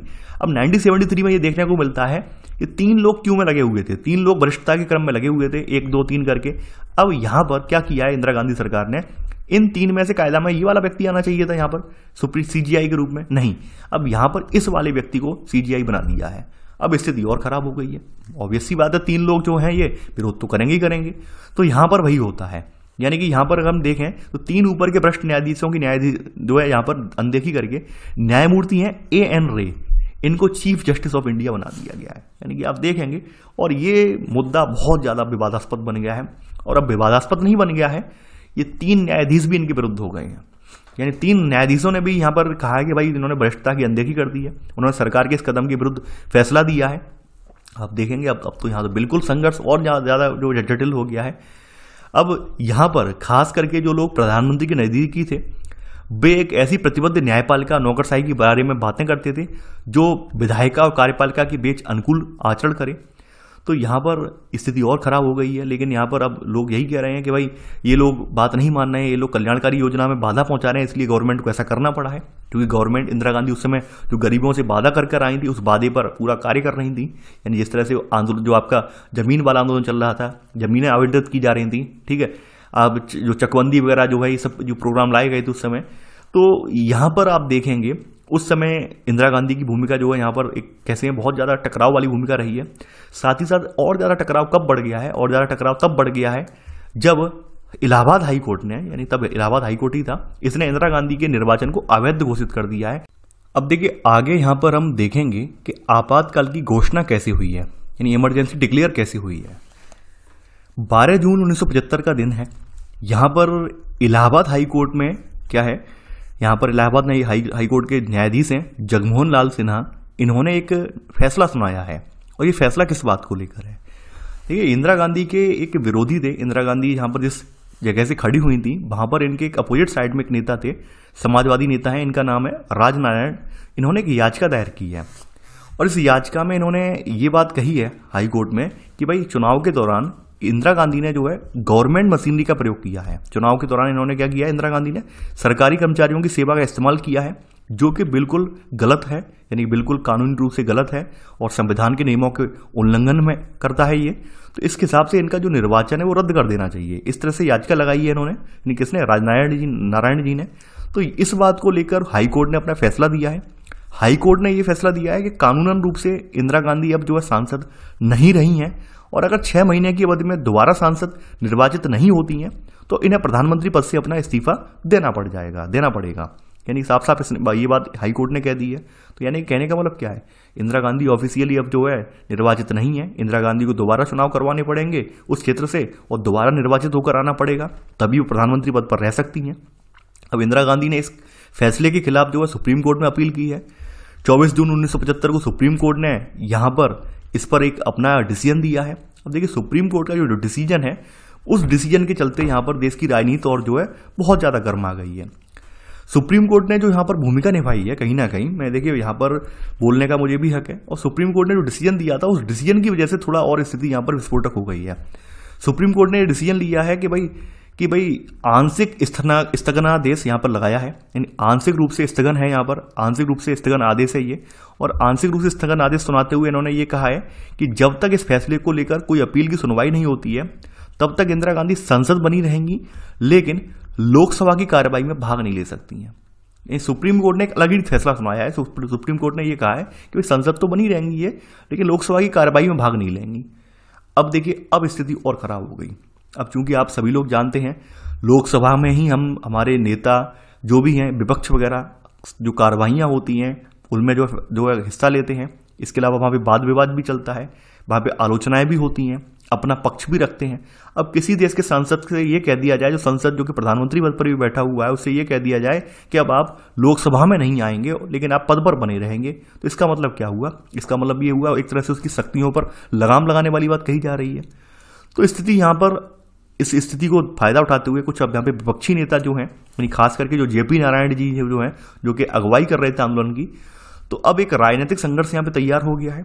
जेपी नारायण ने दिल्ली में इंदिरा गांधी के खिलाफ रैली की है, और रैली में दबाव डाला है कि भाई इस्तीफा दें, इंदिरा गांधी अब पद पर रहने का कोई हक ही नहीं बनता, इस्तीफा दें। तो 1975 में यहाँ पे 25 जून को यहाँ पर एक रामलीला मैदान में एक विशाल रैली की गई है, और जेपी नारायण ने यहाँ पर इंदिरा गांधी से इस्तीफा भी मांगा है। इस्तीफा मांगने के साथ साथ इन्होंने राष्ट्रव्यापी सत्याग्रह की घोषणा भी की है। अब देखिए जेपी नारायण का एक कथन जो था, एक कमेंट जो था, उस कमेंट की वजह से पूरा भूचाल आ गया है।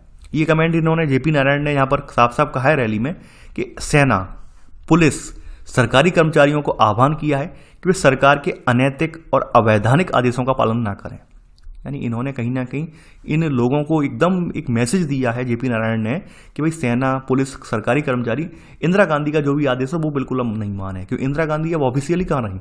अब देखिए एक बात आप समझ लीजिए, कोई भी जब चीज विचाराधीन होती है सुप्रीम कोर्ट में तो हम ये नहीं कह सकते हैं कि संबंधित व्यक्ति दोषी है, नहीं कह सकते हैं। ये बात आप भी पढ़ी होगी, आप भी जानते होंगे कि कोई भी मैटर जब विचाराधीन होता है किसी व्यक्ति को लेकर तो उस व्यक्ति को हम दोषी नहीं ठहरा सकते जब तक जजमेंट ना आ जाए। अब यहाँ पर ये पहले ही आह्वान करने लगे हैं, नेता पहले से हवा उड़ाने लगे हैं कि इंदिरा गांधी तो सरकार में अब रही नहीं, इंदिरा गांधी का तो कोई रोल ही नहीं है, तो आप इनकी बात मत मानो। तो अब यहाँ पर एक बहुत बड़ा भय ये बन रहा है सरकार के सामने कि सरकारी कामकाज ठप हो जाएगा। और खास करके इंडियन आर्मी ने भी बगावत कर दी, क्योंकि जो इतिहास में कभी नहीं हुआ, रेलवे हड़ताल कर रहा है। अब मान लेते हैं इंडियन आर्मी भी बगावत कर देने का मतलब क्या है, देश पूरा गृह युद्ध में चला जाएगा। ऑब्वियस सी बात है। इंडियन आर्मी पर निरंतर खत्म होने का मतलब क्या है कि जिसके हाथ में, जिसकी कमांड में इंडियन आर्मी होगी वो देश पर राज करेगा, फिर तो संविधान रहेगा ही नहीं देश में। अब देश को टूटने का खतरा यहाँ पर मंडराने लगा। तो उसी दौरान आपको पता होगा कि हमारे संविधान में 352 से लेकर 360 तक इमरजेंसी के प्रावधान है, आपातकालीन प्रावधान दिए गए हैं। तो यहां पर सरकार ने जो है आर्टिकल 352 को फायदा उठाते हुए 352 में, देखिए 352 जो आर्टिकल है संविधान का, वहां पर उस समय देश में गड़बड़ी की आशंका के आधार पर भी जो है यहां पर आपातकाल लगाने की अनुमति देता है। देखिए गड़बड़ी उस समय डिफाइन नहीं थी, गड़बड़ी को बाद में डिफाइन किया गया है। गड़बड़ी जो थी उस समय, तो गड़बड़ी जो होती है, गड़बड़ी कैसी गड़बड़ी है, बाहरी या अंदरूनी गड़बड़ी है, तो इस आशंका के आधार पर अनुच्छेद 352 के तहत गवर्नमेंट आपातकाल लगा सकती है। ये पावर यहाँ पर अनुच्छेद 352 के तहत गवर्नमेंट को दी गई है। तो गवर्नमेंट ने इसी को ध्यान में रखते हुए, आर्टिकल 352 को ध्यान में रखते हुए, क्योंकि सरकार को भी लगने लगा था कि कहीं ना कहीं देश में अब माहौल खराब हो सकता है। यानी अब तक तो रेलवे ने हड़ताल कभी नहीं की, रेलवे हड़ताल कर रही है, अब हो सकता है गवर्नमेंट एम्प्लॉय भी हड़ताल कर दें, और खास करके इंडियन आर्मी ने अगर हड़ताल कर दी तो देश में स्थिति एकदम गृह युद्ध वाली हो जाएगी। तो गवर्नमेंट ने 352 का प्रयोग किया है, और इसी दिन 25 जून 1975 के दिन शाम रात के समय ही यहाँ पर देश में इमरजेंसी डिक्लेयर कर दी गई है, देश में आपातकाल लगा दिया गया है, आपातकाल लागू हो गया है। सुबह तक होते होते तमाम बड़े बड़े नेता जो हैं वो अरेस्ट कर लिए गए हैं। इसके अलावा सरकार की शक्तियों के दायरे में ही आपातकाल लगाया गया है। यानी आप देखेंगे तो 352 में जो गड़बड़ी की बात कही गई है, आंतरिक गड़बड़ी या बाहरी गड़बड़ी, तो गड़बड़ी उस समय डिफाइन नहीं थी। गड़बड़ी का मतलब क्या है, गड़बड़ी को कैसी गड़बड़ी है, क्या युद्ध की आशंका है, क्या है, यानी केवल यही वर्ड लिखा हुआ था, यही शब्द केवल लिखा हुआ था, शब्द को और ज्यादा डिफाइन नहीं किया गया था। सबसे बड़ी बात यह थी कि 352 के तहत आपातकाल लगाया गया था, उस समय इसे और ज्यादा डिफाइन नहीं किया गया था, संविधान निर्माताओं ने इसे डिफाइन नहीं किया था। तो इस वजह से ही इन्होंने इन्होंने भी इस बात का फायदा उठाया, इन्होंने इसे अपने अर्थ में लिया। कांग्रेस वालों ने, इंदिरा गांधी जी ने इसे अपने अर्थ में लिया कि भाई आंतरिक गड़बड़ी का मतलब तो ये भी है, जेपी नारायण एक तरह से सीधे सीधे जनता को, आर्मी को भड़का रहे हैं, कुछ भी हो सकता है इसमें। इन्होंने यहाँ पर जो है आपातकाल लगा दिया। तो यहाँ पर यही बात बताई गई है, क्योंकि ये आपातकाल जो था सरकारी शक्तियों के दायरे में था, और हमारे संविधान में आपातकाल की स्थिति में विशेष शक्तियां भी प्रदान की गई हैं। आपने देखा होगा कि आपातकाल की स्थिति में क्या होता है, जो संघीय ढांचा है एकदम बदल जाता है, सारी शक्तियां जो है हमारे यहाँ केंद्र सरकार के हाथ में आ जाती हैं, और खास करके मौलिक अधिकारों पर भी रोक लगा दी जाती है। यानी कि आपने देखा होगा सरकार इस ऐसी सिचुएशन के दौरान मौलिक अधिकारों को लागू कर सकती है, यानी कि कटौती कर सकती है, उन्हें कम कर सकती है, या फिर निरस्त भी कर सकती है। उस समय ये प्रावधान था। बहरहाल 25 जून 1975 की रात में प्रधानमंत्री उस समय जो है इंदिरा गांधी, इन्होंने राष्ट्रपति हैं फखरुद्दीन अली अहमद, तो इन्होंने सिफारिश की है कि भाई आप राष्ट्रपति हैं तो इसकी उद्घोषणा कीजिए। राष्ट्रपति ने तत्काल उद्घोषणा कर दी है। उद्घोषणा होते ही ये हुआ है, रात के समय में ही जितने जो अखबारों के दफ्तर थे, जितने बड़े बड़े अखबार जहां से प्रिंट होती थी, प्रेस वगैरह प्रिंट होते थे अखबार, उन सबकी बिजली काट दी गई है। सवेरे तक तमाम विपक्षी दलों के नेता दिल्ली में से ही उठा लिए गए हैं। तमाम विपक्षी दलों के नेता जो है रात में ही जो कैप्चर कर लिए गए हैं। अब आप देख रहे हैं, आप ये अखबार है, 26 जून का अखबार है, ठीक है। तो ये इस तरह के अखबार उस समय प्रिंट हुए थे, और सब जितने बड़े बड़े नेता थे उन्हें पिक कर लिया, उन्हें जो है यहाँ पे एकदम ट्रेस कर लिया गया था। ये आप देख रहे हैं पूरा अखबारों की कटिंग उस समय की। तो यहाँ पर कई नेता कार्यकर्ता गिरफ्तार कर लिए गए। यानी 26 जून की सुबह तक आते आते, यानी कि यहाँ पर जो मंत्रिमंडल से सूचना दी गई है कि आज आपातकाल लग गया है, मंत्रिमंडल को भी नहीं पता था, रात रात में ये काम हो गया है। अब परिणाम क्या हुआ है, रिजल्ट क्या हुआ है? अब रिजल्ट तो एक बार को ये आप देखेंगे, आपातकाल का मतलब ही यही है कि सारी गतिविधियां रुक गई हैं यहाँ पर। यानी आंदोलन, जो विरोध आंदोलन चल रहे थे छात्रों के नेतृत्व में, या फिर जेपी नारायण जो आंदोलनों की जो अगुवाई कर रहे थे, वो आंदोलन सारे रुक गए हैं, हड़तालों पर रोक लग गई है, विपक्षी नेताओं को जेल में भर दिया गया है, राजनीति में एकदम सन्नाटा छा गया है। राजनीति में विरोध करने वाला कोई रहा ही नहीं, विपक्ष रहा ही नहीं है, विपक्ष खत्म हो गया है। प्रेस की आज़ादी बिल्कुल रोक लगा दी गई है, यानी कि जो है प्रेस पर, समाचार पत्रों पर सेंसरशिप लगा दी गई है, यानी आप जो भी कुछ लिखेंगे, जो भी कुछ छापेंगे, गवर्नमेंट से अनुमति लेनी होगी, गवर्नमेंट को आपको दिखाना होगा कि आप अगले कल के पेपर में आप क्या छाप रहे हैं, तो सेंसरशिप लगा दी गई है। इसके अलावा कुछ यहाँ पर आपके संगठन है, इन्हें भी गड़बड़ी की आशंका के मद्देनजर जो है इन्हें प्रतिबंध लगा दिया गया, जैसे आरएसएस पे लगा दिया गया प्रतिबंध, और इसके अलावा जमात इस्लामी पर प्रतिबंध लगा दिया गया है, और प्रदर्शन, हड़ताल, इन सब की अनुमति बिल्कुल भी नहीं, धरना वगैरह की अनुमति बिल्कुल भी नहीं है।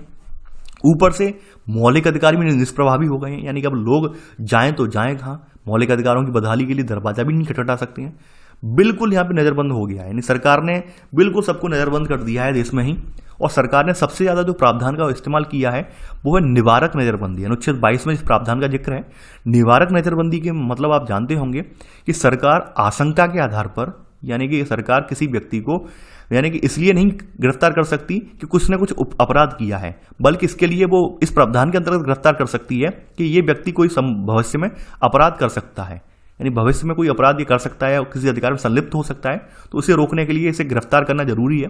तो निवारक नजरबंदी में कुछ ऐसा ही होता है। नहीं, हमें ये लगता है कोई व्यक्ति संदिग्ध है और हो सकता है भविष्य में ऐसी भूमिका निभाए, इसके जरिए जो अपराध फैला सकता है, देश में गड़बड़ी फैला सकता है, या समाज में दंगा वगैरह भड़का सकता है, तो उसे हम ट्रेस कर सकते हैं, उसे हम जो है गिरफ्तार कर सकते हैं।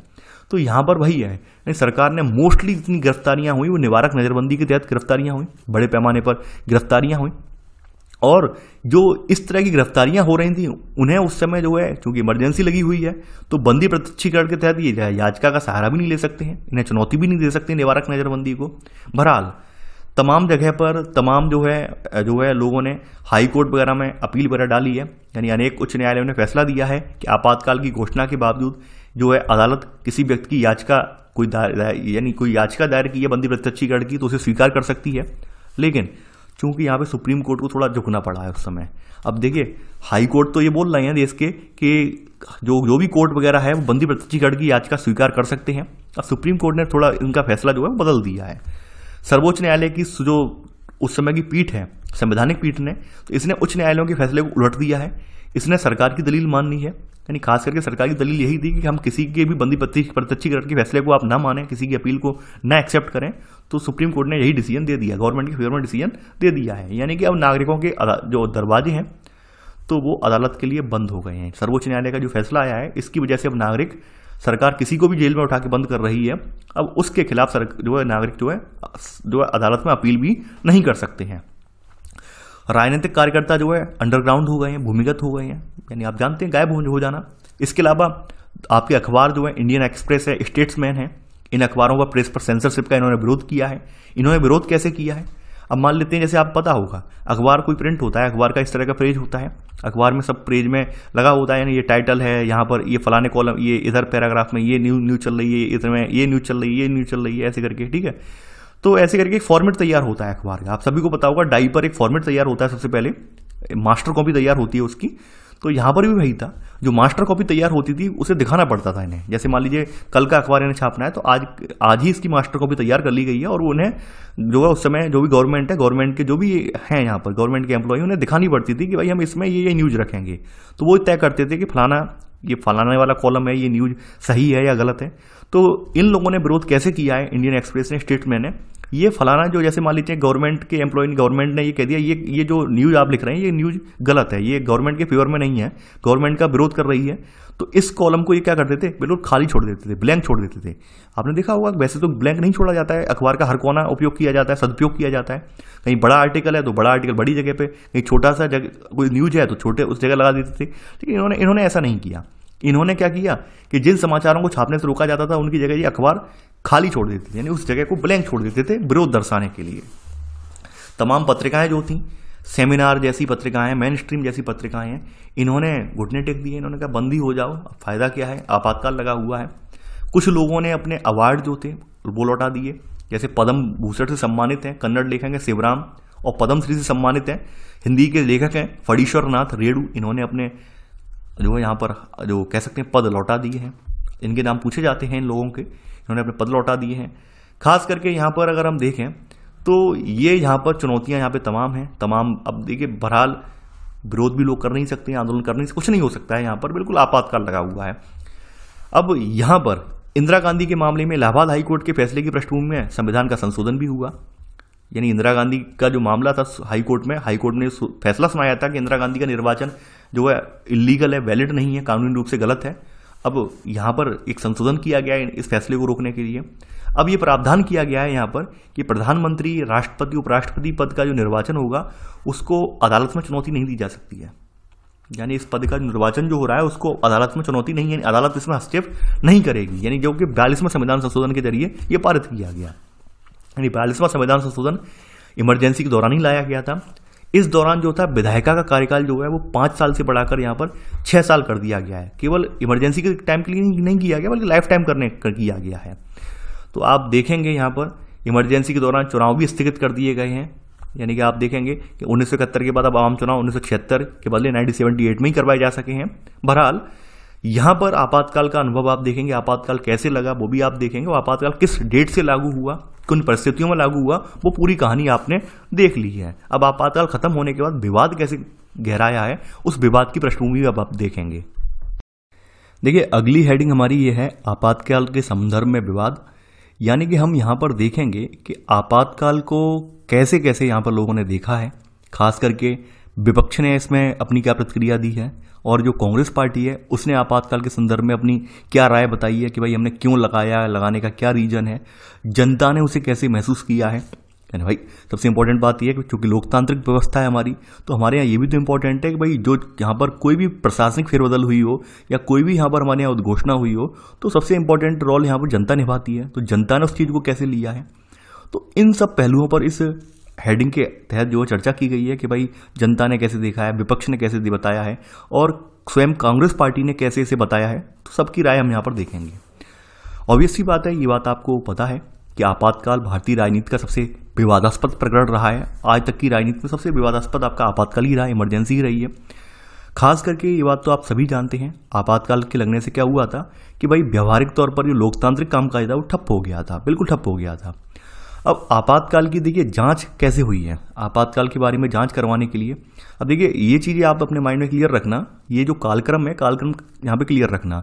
पहली बात, अगर आपसे कहीं अगर ये प्रश्न पूछा जाए कि आपातकाल कौन सी लोकसभा इलेक्शन के दौरान लगा था, यानी कौन सी लोकसभा चल रही थी, कौन सी लोकसभा का जो चल रहा था कार्यकाल, तो 5वीं लोकसभा का कार्यकाल चल रहा था।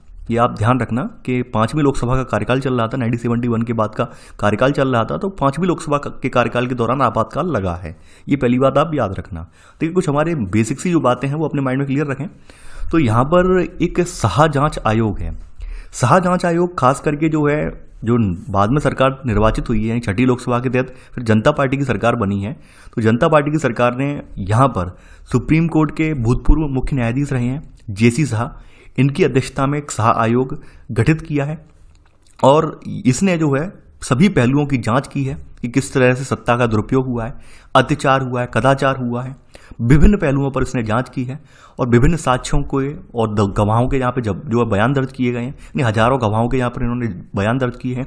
स्वयं इन्होंने इंदिरा गांधी तक को शामिल किया है इसमें, यानी इंदिरा गांधी को भी यहाँ पर इन्होंने गवाह बनाया है।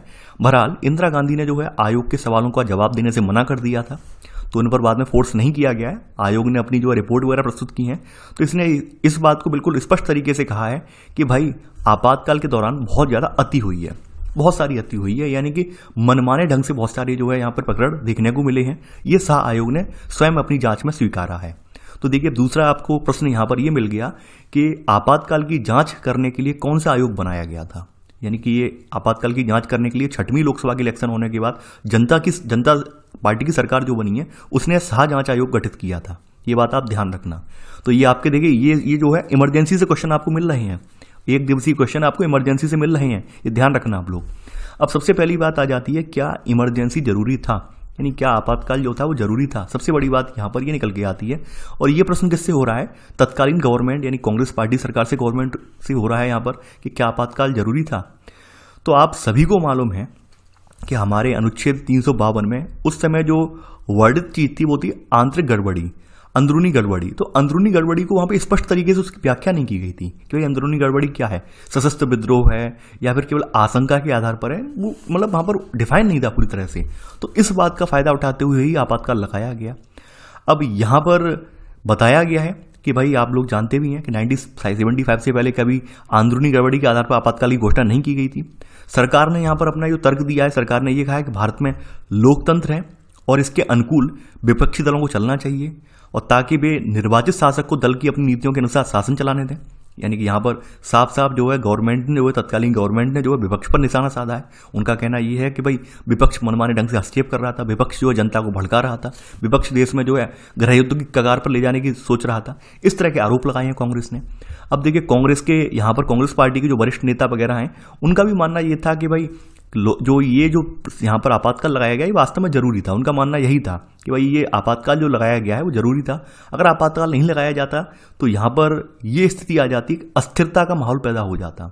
अस्थिरता का मतलब आप समझ रहे होंगे कि तमाम विभाग जो हैं, जैसे जो जनता पार्टी की सरकार की, जनता पार्टी के जो प्रतिनिधि हैं, उन्होंने घोषणा की थी कि भाई लोग इनकी बात ना माने, जो आपके प्रशासनिक इकाइयाँ हैं वो गवर्नमेंट की बात ना सुने, यानी कि पुलिस है या फिर आर्मी वगैरह है वो इनकी बात बिल्कुल ना सुने। तो इस तरह के माहौल में आप समझ सकते हैं कहीं ना कहीं अंदेशा तो था ही था कि भाई मान लो ये जो प्रशासनिक संस्थाएं हैं इनने बात सुनना बंद कर दिया, प्रशासनिक संस्थाओं ने अपनी मनमर्जी चलानी स्टार्ट कर दी, तो क्या हो जाएगा। तो ऐसी स्थिति जो है विस्फोटक हो जाएगी।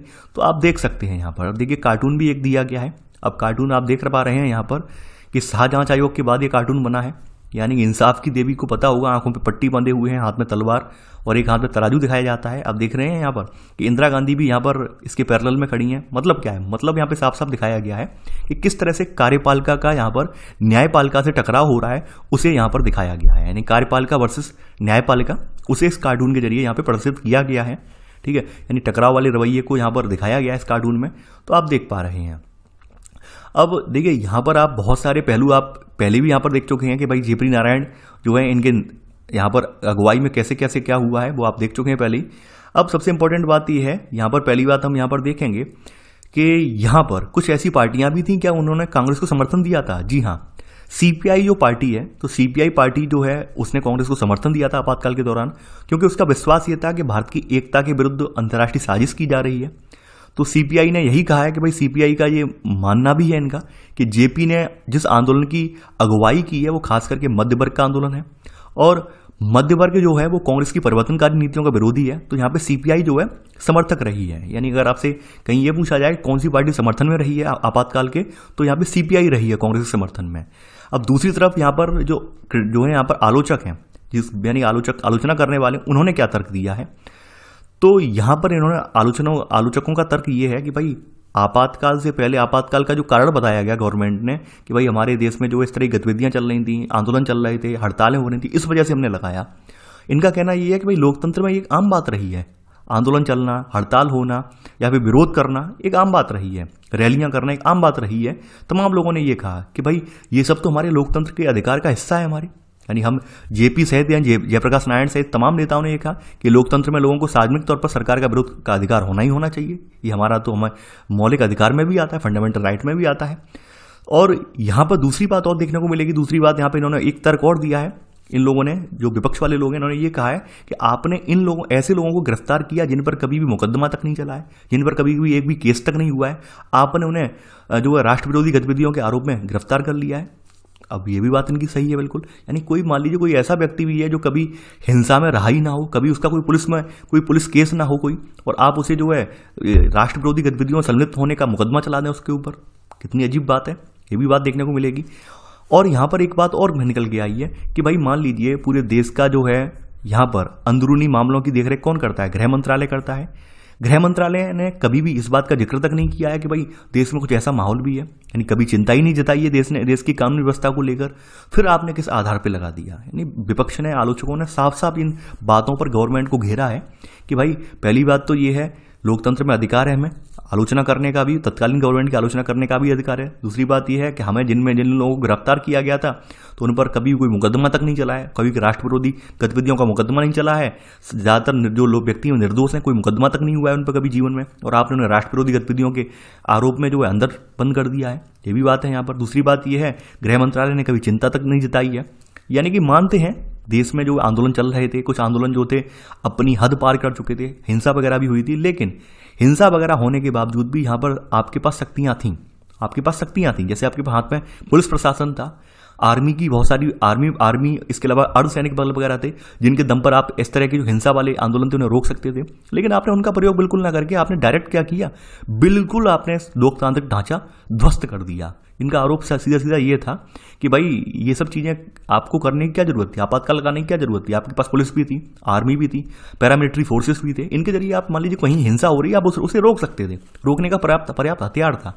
लेकिन आपने तो बिल्कुल ही यहाँ पर माहौल चेंज कर दिया। तो इस तरह से कुछ विपक्ष ने घेरा है।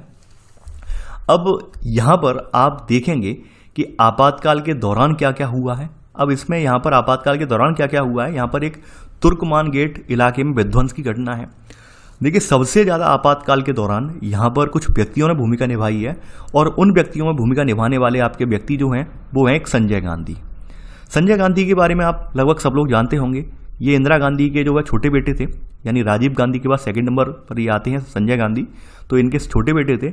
सबसे ज़्यादा अति इन्हीं उठाई थी। आपातकाल का अगर आप इतिहास देखेंगे तो सबसे ज़्यादा सक्रिय यही व्यक्ति आपको मिलेंगे। यानी कि यहाँ पर इस किताब में तो हल्के से दिखाया गया है, जबकि आप बिपिन चंद्रा की आज़ादी के बाद भारत किताब है, रमेश जो है रामसर गुहा की किताब है, तो इन सब रामसर गुहा बोल रहा हूँ मैं, तो इन सब की जो किताबें में आप देखेंगे तो वहाँ पर आप पाएंगे कि इनके बारे में एक डिटेल आपको देखने को मिल जाएगी। तो आपातकाल के दौरान क्या हुआ है, दिल्ली के गरीब इलाके में बड़े पैमाने पर विस्थापन हुआ है। तमाम जगहों से जो है बस्तियाँ खाली करवा के ज़बरदस्ती लोगों को जो है झुग्गी झोपड़ियों में बसाया गया है यमुना के किनारे। तो यहाँ पर आप ये सब चीज़ें देखेंगे, तमाम झुग्गियों को उजाड़ दिया गया है। सैकड़ों लोगों की यहाँ पर सबसे इंपॉर्टेंट नसबंदी की गई है, यानी कि यहाँ पर सबसे लोगों की जो है सैकड़ों लोगों की नसबंदी की गई है। नसबंदी के लिए यहाँ पे लालच ये दिया गया है कि जो व्यक्ति नसबंदी करवाएगा उसको मुफ्त घर मिलेगा, ज़मीन मिलेगी। या फिर यहाँ पर ये एक कर दिया गया है कि आपको नसबंदी करवानी पड़ेगी। अगर आप नसबंदी खुद की नहीं करवाते हो तो कोई एक व्यक्ति की नसबंदी करवाओ अपने घर से, ये भी कंडीशन लगा दी है। तो तमाम लोगों ने ज़मीन के लालच में क्या किया है, दूसरों को बलि का बकरा बना दिया है। तो सबसे ज़्यादा यहाँ पर आप देखने को मिलेगा, यहाँ पर ऐसे करके ये सब चीज़ें आपको यहाँ पर देखने को मिलेंगी। अब आपातकाल के दौरान क्या क्या हुआ, आपातकाल के दौरान यहाँ पर क्या क्या हुआ है वो हम देखेंगे। सबसे इंपॉर्टेंट बात ये तो है कि यहाँ पर सत्ता का जो दुरुपयोग तो हुआ ही हुआ है, शक्तियों का दुरुपयोग हुआ है।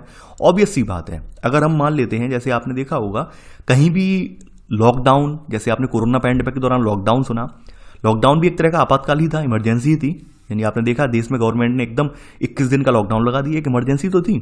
और आपने देखा फिर किस तरह से पूरा प्रशासनिक ढांचा जो था गवर्नमेंट के हाथ में चला गया था। यानी कि वहाँ पर बेशक राज्य सरकारें यहाँ पर अभी पूरा ढांचा जो ध्वस्त नहीं हुआ था, लेकिन हाँ फिर भी यहाँ पर गवर्नमेंट के हाथ में पूरा ढांचा चला गया था। यानी कि यहाँ पर पुलिस वगैरह पूरी सक्रिय हो गई थी। तो पुलिस ने, आपने देखा होगा, लोग अपनी जरूरत की चीज़ें लेने के लिए निकल रहे थे, पुलिस उन पर लाठी भांज रही थी, लाठी मार रही थी। तो ये तमाम घटनाएं देखने को मिली इस तरह की। तो ये सब चीज़ें तो आप मानेंगे कि हाँ, जब इमरजेंसी जैसी स्थिति लगी हो तो यहाँ पर पुलिस वगैरह है, इसने अत्याचार तो जरूर किए होंगे। तो यहाँ पर वही सब चीज़ें बताई गई हैं। सरकार यहाँ पे बार बार ये कह रही है कि आपातकाल के जरिए वो कानूनी व्यवस्था को बहाल करना चाहती थी, कार्यकुशलता बढ़ानी चाहती थी, और जो गरीबों के हितों के कार्यक्रम चल रहे थे उन्हें लागू करवाना चाहती थी। ये सब तर्क गवर्नमेंट ने दिए हैं। यानी गवर्नमेंट ने यहाँ पर एक 20 सूत्री कार्यक्रम भी लेकर आई है इस उद्देश्य से, जिसमें आप देखेंगे यहाँ पर कि भाई भूमि सुधार है, भू पुनर्वितरण है, खेतर मजदूरों और पारिश्रमिक पर पुनर्विचार है, प्रबंधन में कामगारों की भागीदारी है, बंधुआ मजदूरी की समाप्ति है। ये सब मुद्दे इसमें शामिल थे। तो यहाँ पर आप देखेंगे, देखिए यहाँ पर शुरुआत के दिनों में जब इमरजेंसी स्टार्ट हुई तो यहाँ पे मध्य वर्ग के लोग जो थे वो बहुत खुश थे। यानी कि उनका मानना ये था कि भाई जो विरोध आंदोलन समाप्त हो गया है, अब सरकारी कर्मचारियों पर अनुशासन लागू हुआ है। यानी मध्य वर्ग का मानना ये था कि जो विरोध आंदोलन कर रहे थे, जैसे रेलवे ने विरोध किया था, अन्य विभागों ने विरोध किया था, हड़तालें चल रही थी, उनसे क्या था, जो मध्य वर्ग के लोग थे बड़े परेशान थे। तो इमरजेंसी लगने से मध्य वर्ग बहुत खुश हुआ है। उसको लगने लगा है कि भाई अब जो हड़ताल वगैरह कर रहे थे लोग, तमाम गवर्नमेंट के कर्मचारी हड़ताल नहीं कर पाएंगे, प्रॉपर रूप में जो है अपना विभाग में जाएंगे। तो ऐसे करके तमाम चीज़ें हैं। अब देखिए यहाँ पर गरीब जनता को उम्मीद क्या थी, गरीब और ग्रामीण जनता को उम्मीद ये थी कि गवर्नमेंट ने जो 20 सूत्री कार्यक्रम की वादा किया है वो कार्यक्रम अब ढंग से लागू हो पाएगा। यानी बार बार उसमें जो सुप्रीम कोर्ट हस्तक्षेप कर रहा था, सुप्रीम कोर्ट यहाँ पर हस्तक्षेप नहीं कर पाएगा। ये गवर्नमेंट, यानी कि ये आपकी ग्रामीण जनता को, गरीब जनता को आशा थी। तो बहरहाल आपातकाल के दृष्टिकोण सबके अपने अपने अलग अलग हैं। आप देखेंगे यहाँ पर अब देखिए आपातकाल के आलोचकों ने फिर बाद में ध्यान दिलाया है कि बेशक आपने 20 सूत्री कार्यक्रम का वादा किया, ये सब किया, लेकिन आपके वादे वास्तव में पूरे नहीं हो पाए हैं। ऑब्वियस सी बात है नहीं हो पाए। आपातकाल के दौरान एक बड़ा हिस्सा जो है देश का जो है बड़ी एक प्रशासनिक व्यवस्था जो है उस पर अंकुश लग गया है, पूरे कामकाज ठप पड़ गए हैं।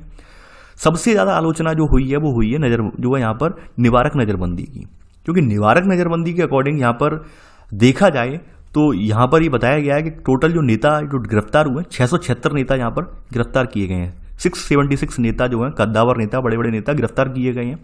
जबकि शाह आयोग ने बताया है कि लोग कितने गिरफ्तार हुए निवारक नज़रबंदी के तहत। शाह आयोग ने साफ साफ कहा है कि निवारक नज़रबंदी के कानूनों के तहत यहाँ पर लगभग 1,11,000 लोगों की गिरफ्तार किया गया है। देखिए ये तो ऑफिशियल आंकड़े हैं, आप लोग ये बात तो आप जानते होंगे कि तमाम बार ऐसे भी आंकड़े ऐसे होते हैं कि मान लीजिए किसी व्यक्ति को अरेस्ट कर लिया गया है लेकिन रजिस्टर में एंट्री तक नहीं की गई है, यानी अब तो एंट्री करना जरूरी हो गया है। वैसे आपने तमाम चीज़ें देखी होंगी, पुलिस ने घर से उठा के एनकाउंटर कर दिया, एंट्री तक नहीं की है, जबरदस्ती उठा ले गए हैं। तो आप अगर उन सबको लगाएं तो ये संख्या लाखों में पहुंचेगी, यानी 1,11,000 से बहुत आगे निकल जाएगी, लगभग 3-4 लाख के करीब पहुंचेगी। ऑब्वियस सी बात है, ये सब चीज़ें एक आम बात है। यानी अगर आप अपने स्तर पे अगर सोचें तो ये ऑब्वियस सी बात है। उस समय इतनी ज़्यादा डिजिटल क्रांति तो थी नहीं कि भाई आज के टाइम में तो आप देखते होंगे जब पुलिस कहीं अत्याचार कर रही होती है तो कहीं ना कहीं कोई मोबाइल से वीडियो शूट कर लेता है, सोशल मीडिया में वायरल हो जाता है, आपके सामने सच्चाई आ जाती है पुलिस की, या फिर प्रशासन का जो रवैया आपको सबको दिख जाता है। तब तो ऐसा कोई साधन ही नहीं था। ऑब्वियस सी बात है, तो यहाँ पर ढंग से कहर ढाए होंगे, अच्छे से कहर ढाए होंगे, तो यहाँ पर वही सब देखेंगे हम। अब देखिए दिल्ली के LG के दफ्तर से यहाँ पर एक आदेश के जरिए आप देखेंगे 2 बजे, रात के 2 बजे जो है अखबारों को दफ्तरों की बिजली काट दी गई है। ये सब चीज़ें हुई हैं, यानी सेंसरशिप वगैरह, तो ये सब चीज़ों का प्रबल विरोध हुआ है यहाँ पर। अब यहाँ पर राजन की पुलिस हिरासत में मौत, यहाँ पर एक व्यक्ति, देखिए ये तो एक व्यक्ति की कहानी है, ऐसे बहुत सारे लोगों की मौत हुई थी पुलिस हिरासत में। तो कालीकट इंजीनियरिंग कॉलेज के छात्र हैं अंतिम वर्ष के पी राजन, इनको 1 मार्च 1976 को यहाँ पर इनके हॉस्टल है जोसेफ चार्ली इस छात्रावास से उठा लिया गया है। इनके पिता जो टीबी HR वारियर हैं, इन्होंने अपने बेटे की तलाश में बहुत भागदौड़ की है तमाम विधायकों से, अधिकारियों से, और वहाँ के जो गृह मंत्री हैं के करुणाकरण, इनसे भी मदद की गुहार लगाई है। अब चूंकि आपातकाल था तो यहाँ पर आपातकाल के दौरान ये कहीं भी किसी न्यायालय का दरवाजा नहीं खटखटा सकते थे, अदालतें उस समय बंद थी बिल्कुल। तो आपातकाल की समाप्ति के बाद इन्होंने केरल हाईकोर्ट में बंदी प्रत्यक्षीकरण की याचिका डाली है। गवाहों के बयान से ये बात स्पष्ट हुई है कि भाई छात्रावास से उठाकर राजन को अगले दिन कालीकट के एक टूरिस्ट बंगले में ले जाया गया है और यहाँ पर पुलिस ने उसे बहुत ज़्यादा मारपीट की, टॉर्चर किया है। अब देखिए अगली सुनवाई में केरल गवर्नमेंट ने यहाँ पर सुप्रीम कोर्ट, हाई कोर्ट को ये बताया है कि भाई गैर कानूनी पुलिस हिरासत के दौरान पुलिस द्वारा लगातार यातना देने के कारण जो है राजन की मौत हो गई है। तो यहाँ पर कहीं ना कहीं केरल हाई कोर्ट ने ये पाया है कि जो के करुणाकरण हैं, जो कि उस समय वहाँ के गृह मंत्री थे, उन्होंने जो है गवर्नमेंट से झूठ बोला है, उन्होंने जो है अदालत को झूठ बोला है। तो इसके चलते अब अदालत ने उनका जो है अदालत ने उनके जो है फेवर में डिसीजन नहीं सुनाया है, बल्कि उन्हें दोषी पाया है। और जब ये डिसीजन आया है उस समय के करुणाकरण जो थे केरल के मुख्यमंत्री बन चुके थे। डिसीजन आते ही जो है यहाँ पर एकदम उन्हें अपना इस्तीफा देना पड़ गया है, आप ये देखेंगे। तो राजनीति में आप देखेंगे बहुत सारी उठापटक हुई है, ऐसा नहीं है राजनीति में उठापटक बहुत कम हुई है, बहुत सारी उठापटक हुई है। और ये घटना केवल राजन की नहीं है, ऐसे बहुत सारे व्यक्ति थे जो कि पुलिस हिरासत में खत्म हो गए हैं, बहुत सारे व्यक्ति खत्म हो गए हैं। आप अगर आपके इर्द गिर्द, आपके जो इर्द गिर्द जिन लोगों की एज 65 साल से एबव है, 60 साल से एबव है, उनसे पूछिए, वो बताएंगे कि भाई किस तरह का अनुभव रहा है, किस तरह का अनुभव रहा है उस समय का, बताएंगे वो लोग। यानी कि मैंने तो अपने इर्द गिर्द लोगों से सुना है, उस समय रेडियो चला करते थे, रेडियो वगैरह चला करते तो रेडियो पर तेज आवाज में रेडियो जो है आवाज करके न्यूज नहीं सुन सकते थे, इतना बुरा हाल था। जो हमारे इर्द गिर्द मौजूद मेरे आसपास लोग बताते हैं कि रेडियो पर तेज आवाज करके म्यूजिक नहीं सुन सकते थे आप, न्यूज नहीं सुन सकते थे आप, इतना बुरा हाल था देश का। तो ऐसा नहीं है कि आपातकाल अच्छा रहा है, आपातकाल अच्छा बिल्कुल भी नहीं रहा है। ऑब्वियस सी बात है, यहाँ पर गवर्नमेंट ने दुरुपयोग किया ही किया है, यानी उस समय की जो सरकार है उसने तो अपनी शक्तियों का दुरुपयोग किया ही किया है। साथ ही साथ जो प्रशासनिक इकाइयाँ आती हैं, जैसे पुलिस हुई और भी जो इकाइयाँ हैं, उन्होंने भी दुरुपयोग किया है, इस समय का बहुत दुरुपयोग किया है। तो यहाँ पर सबसे ज़्यादा आलोचना आप देखेंगे कि यहाँ पर एक आलोचना और हुई है संजय गांधी की, यानी कि यहाँ पर एक गंभीर आरोप ये लगा है कि ऐसे व्यक्ति भी यहाँ पर शामिल हुए हैं जो कि किसी भी आधिकारिक पद पर नहीं थे, लेकिन उन्होंने गवर्नमेंट ताकत का गलत इस्तेमाल किया है। यानी कि यहाँ पर संजय गांधी ऐसे ही व्यक्ति थे, वो किसी पद पर नहीं थे, लेकिन उन्होंने अपनी जो प्रशासनिक क्योंकि उनकी माता जी प्रधानमंत्री हैं, तो भाई ऑब्वियस सी बात है, यानी आपने तो एक कहावत सुनी होगी, चचा विधायक है हमारे, तो चचा विधायक वाले तो बहुत कुछ कर लेते हैं, तो जो प्रधानमंत्री का बेटा है, ऑब्वियस सी बात है, तो शक्ति तो होगी, पावर तो होगी। तो यहाँ पर भी वही है, संजय गांधी ने कोई आधिकारिक पद पर नहीं थे, लेकिन उन्होंने क्या किया है, गवर्नमेंट मशीनरी हाथ में लेकर यहाँ पर उन्होंने सरकारी कामकाज में दखल किया है, दिल्ली में झुग्गी बस्तियों को हटाया है जबरदस्ती, जबरन नसबंदी कराने की मुहिम चलाई है। तो ये सब इन सब पर एक बहुत बड़ा विवाद उठा है, इन सब पर एक बहुत बड़ा विवाद उठा है। और आपातकाल के दौरान पुलिस हिरासत में मौत और यातना की घटनाएं बहुत ज़्यादा घटी हैं। यानी कहीं ना कहीं एक तरह से संजय गांधी ने भी जो अपनी भूमिका निभाई है या फिर पुलिस ने जो अपनी भूमिका निभाई है, वो दोनों ही भूमिकाएं संदिग्ध हैं। दोनों ही भूमिकाएं ऐसी नहीं है जो स्वीकारनीय हो, स्वीकारनीय बिल्कुल नहीं है, दोनों ही संदिग्ध भूमिकाएं हैं और इनकी आलोचना भी होती रही है। अब आपातकाल के सबक क्या मिलते हैं हमें आपातकाल से सीखने को क्या मिला, सबक क्या मिले, ये हम देखेंगे। अब देखिए, आपातकाल से यहाँ पर आपकी भारतीय लोकतंत्र की ताकत और कमजोरियां दोनों ही चीजें उजागर हुई हैं। यानी एक बात तो यहाँ एक उजागर ये बात हुई है कि आपातकाल जैसी सिचुएशन भी हमारे देश में लंबे समय तक नहीं रह सकती है। यानी आपातकाल ने भी हमारे देश का लोकतांत्रिक ढांचा ध्वस्त नहीं कर पाया। सबसे बड़ी बात हमें ये समझ में आई है कि हमारा संविधान इस हिसाब से लिखा गया है, संविधान इस हिसाब से बनाया गया है, चाहे बेशक आपातकाल के जरिए 18 महीने के लिए पार्टी जो है अपने हाथ में कमान उसने पूरी संभाल ली, पार्टी ने पूरा जो तानाशाही चला ली, लेकिन ऑब्वियस सी बात है लंबे समय तक नहीं टिक पाई है, लोकतांत्रिक स्वरूप को खत्म नहीं कर पाई है। यानी लोकतंत्र को विदा कर पाना भारत से बहुत कठिन है। ये सबक हमें, सबसे बड़ा सबक यही मिला है। दूसरी बात यहाँ पर आप देखेंगे, यहाँ पर आपातकाल से हमें कुछ और सबक मिले। पहली बात यहाँ पर दूसरा सबक हमें ये मिला कि जो उलझाव वाले शब्द थे, उलझाव वाले अर्थ थे, जैसे आपके जो अनुच्छेद 352 में आंतरिक गड़बड़ी, अंदरूनी गड़बड़ी की बात कही गई थी, तो उन शब्दों को बाद में संशोधन के जरिए, संविधान संशोधन के जरिए चेंज किया गया है। यानी कि अंदरूनी आपातकाल सिर्फ अब यहाँ पर कर दिया गया है सशस्त्र विद्रोह, यानी कि देश के अंदर जब कोई हथियारबंद विद्रोह हो जाएगा, लोग हथियार उठा लेंगे, तभी यहाँ पर आपातकाल लगेगा, उससे पहले आपातकाल नहीं लगेगा। अब यहाँ पे अंदरूनी गड़बड़ी को अब चेंज कर दिया गया, क्योंकि अंदरूनी गड़बड़ी में तो सब तरह की गड़बड़ी आ जाती है, नहीं, अब यहाँ पे सशस्त्र विद्रोह कर दिया गया। संविधान संशोधन करके 352 में अब सशस्त्र विद्रोह कर दिया गया, यानी इस तरह के जो आर्टिकल हैं जिनसे मतभेद क्रिएट हो रहा है उन्हें खत्म कर दिया गया। और यहाँ पर बताया गया है आपातकाल की घोषणा की सलाह मंत्रिमंडल राष्ट्रपति को लिखित में देगा। अब चूंकि आप उस समय तो देखेंगे, उस समय तो मंत्रिमंडल को तो सुबह पता चला है, आपातकाल तो रात के समय में ही राष्ट्रपति ने घोषित कर दिया है, मंत्रिमंडल सुबह पता कर पा रही है कि भाई आपातकाल लग गया है। यहाँ पर ऐसी स्थिति देखने को मिली है, यानी कि प्रधानमंत्री ने अपने मुंह से ही डायरेक्ट बोल दिया है राष्ट्रपति से कि आप आपातकाल लगाइए। अब ऐसा नहीं होगा, मंत्रिमंडल लिखित में जारी करेगी आदेश कि हाँ भाई आपातकाल लगाना चाहिए। पहली बात यहाँ निकल कर आई। अगली बात यहाँ पर निकल के आई है कि भाई आपातकाल के दौरान सबसे ज़्यादा जो चर्चा जो हुई वो मानवाधिकारों की हुई, ह्यूमन राइट्स की, नागरिक अधिकारों की बात हुई कि लोग नागरिक अधिकारों के प्रति ज़्यादा सचेत हुए, खास करके फंडामेंटल राइट्स को लेकर कि कितने मौलिक अधिकारों का यहाँ पर रोक लगाई जाए, कितने मौलिक अधिकारों को काटा छाटा जाए, कौन कौन से नैसर्गिक मौलिक अधिकार हमारे हैं, यानी जन्मजात मौलिक अधिकार हैं जिनका किसी भी परिस्थिति में हम जिनको कभी खत्म नहीं कर सकते हैं, जैसे अनुच्छेद 21 हुआ आपका, ठीक है। तो यहाँ पर आप देखेंगे इनकी भी यहाँ पर एक बड़ी लड़ाई यहाँ पर हुई है, यानी कि तमाम आपातकाल के बाद नागरिक अधिकारों को लेकर कई संगठन वजूद में आए, कई संगठनों ने मौलिक अधिकारों की यहाँ पे अगुवाई की, बात की।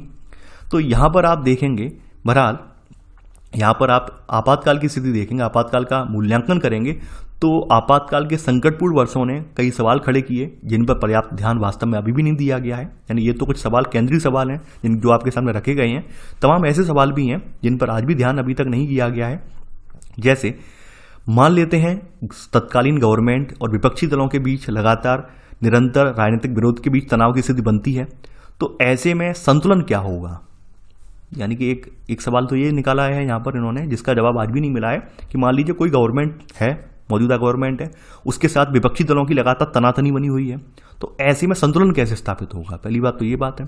दूसरी बात ये है कि भाई क्या नागरिकों को विपक्ष के साथ शामिल होने का अधिकार है, क्या नागरिकों को विरोध की कार्रवाई में शामिल होने की पूरी आज़ादी होनी चाहिए।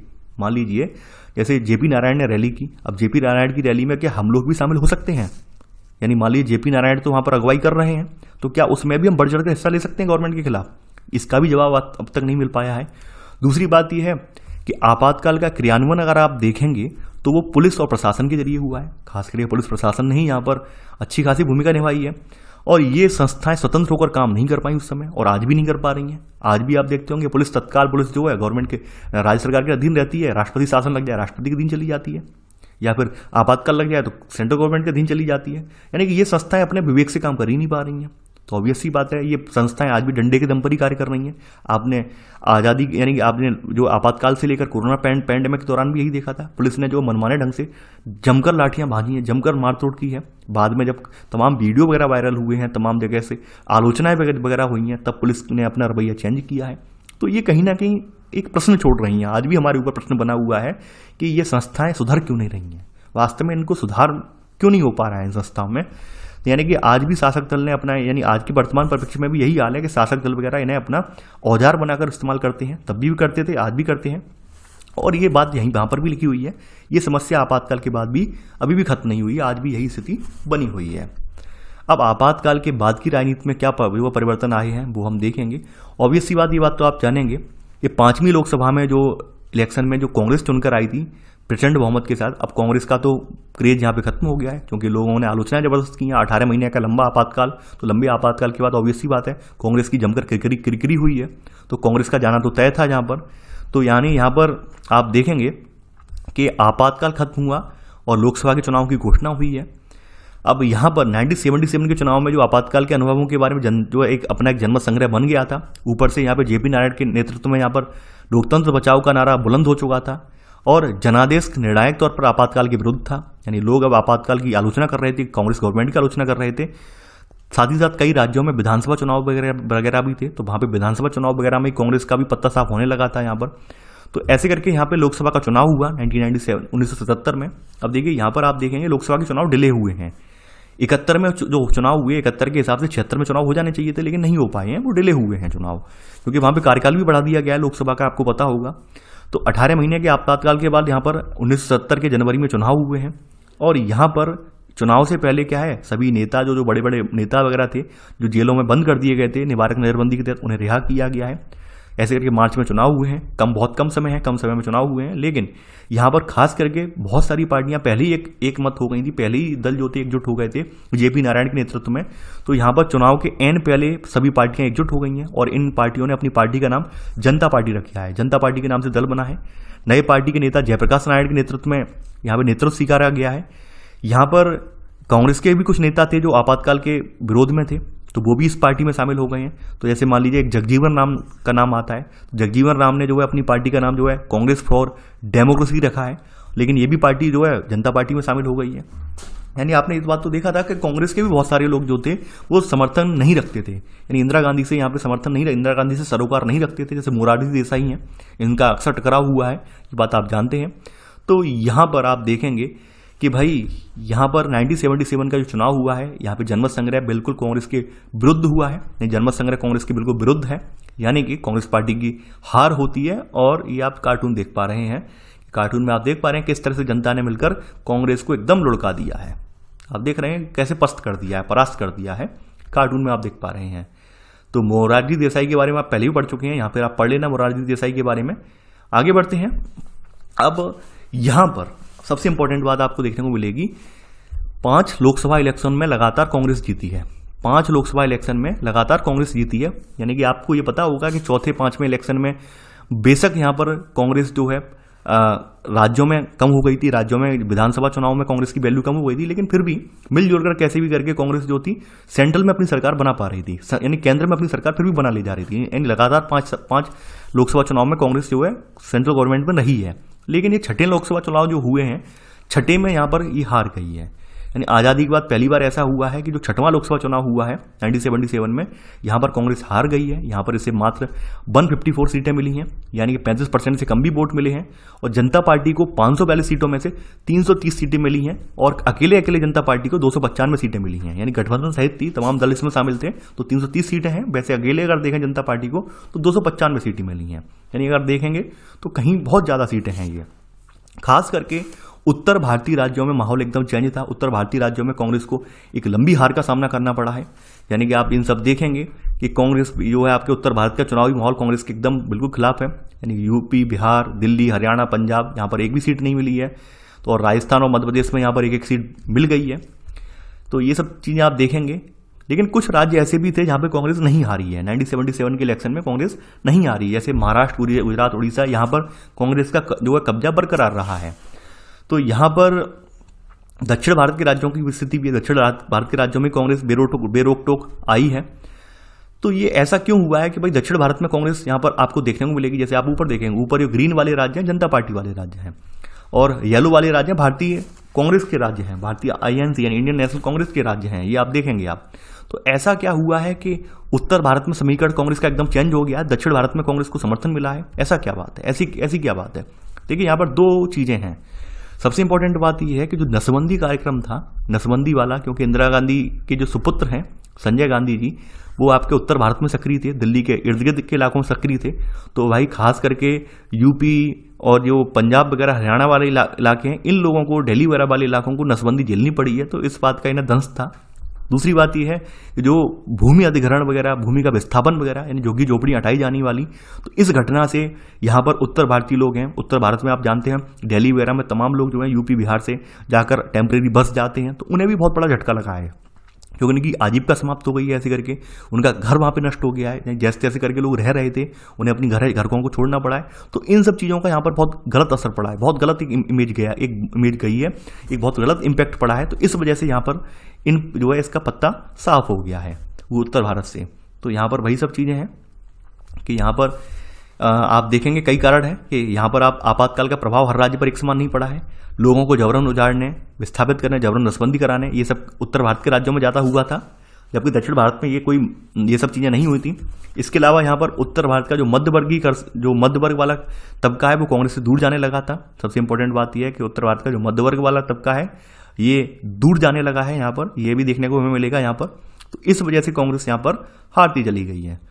अब देखिए ये फोटो आप देख सकते हैं, थोड़ा सा फोटो में दिखा दे रहा हूँ। यहाँ पर जेपी नारायण हैं, जेबी कृपलानी हैं, मोरारजी देसाई हैं और आडवाणी जी हैं। ठीक है, ये आप देख पा रहे होंगे। सॉरी, आडवाणी बोल रहा हूँ, अटल बिहारी वाजपेयी जी, आडवाणी बोल रहा हूँ मैं, अटल बिहारी वाजपेयी हैं। ठीक है, तो यहाँ पर अब चलते हैं थोड़ा सा नीचे। यहाँ तक तो हमने देख लिया, और अब आ जाता है ये वाला। अब देखिए यहाँ सब भी कार्टून का दौर है। यहाँ पर एक व्यक्ति हैं चौधरी चरण सिंह, आरएलडी यानी राष्ट्रीय लोकदल वाले हैं ये। तो 1979 से 1980 तक प्रधानमंत्री रहे हैं, स्वतंत्रता सेनानी हैं, यूपी की राजनीति में सक्रिय हैं। खास करके किसान आंदोलन के लिए बहुत ज़्यादा जाने जाते हैं ये, किसान समर्थक आंदोलन के लिए। तो भारतीय क्रांति दल का गठन किया है, यूपी में 2 बार मुख्यमंत्री रहे हैं, जनता पार्टी के संस्थापकों में से एक रहे हैं ये व्यक्ति चौधरी चरण सिंह, और आरएलडी जिसे बोलते राष्ट्रीय लोकदल बोलते उसके संस्थापक भी रहे हैं ये। तो ये इनका कुछ ब्रीफ जो है परिचय था वो आपने पढ़ लिया है। आगे बढ़ते हैं। अब देखिए यहाँ पर आपने देख लिया कि उत्तर भारत में मध्यवर्गीय तबका जो था वो कांग्रेस के समर्थन में नहीं रहा, वो अब जनता पार्टी के रूप में, जनता पार्टी में अपने आप को उसने विलय कर लिया है। ये बात आपने देख ली। तो 1977 का जो रिजल्ट था वो कहीं ना कहीं आपातकाल का दंश जो था वो, उसकी कथा जो था वो यहाँ पे सुना रहा था। उसका परिणाम था कि कांग्रेस का पूरा पत्ता साफ हो गया है सेंट्रल गवर्नमेंट में से। अब जनता सरकार का कार्यकाल कैसा रहा है? अब देखिए सबसे इंपॉर्टेंट बात तो ये है कि सरकार बन गई है, जनता दल की जनता सरकार बन गई है। अब जनता सरकार ने अपनी भूमिका कैसी निभाई है? यानी अब तक कांग्रेस की सरकार रहती थी, जैसे तैसे करके 5 बार कांग्रेस की रही है लगातार।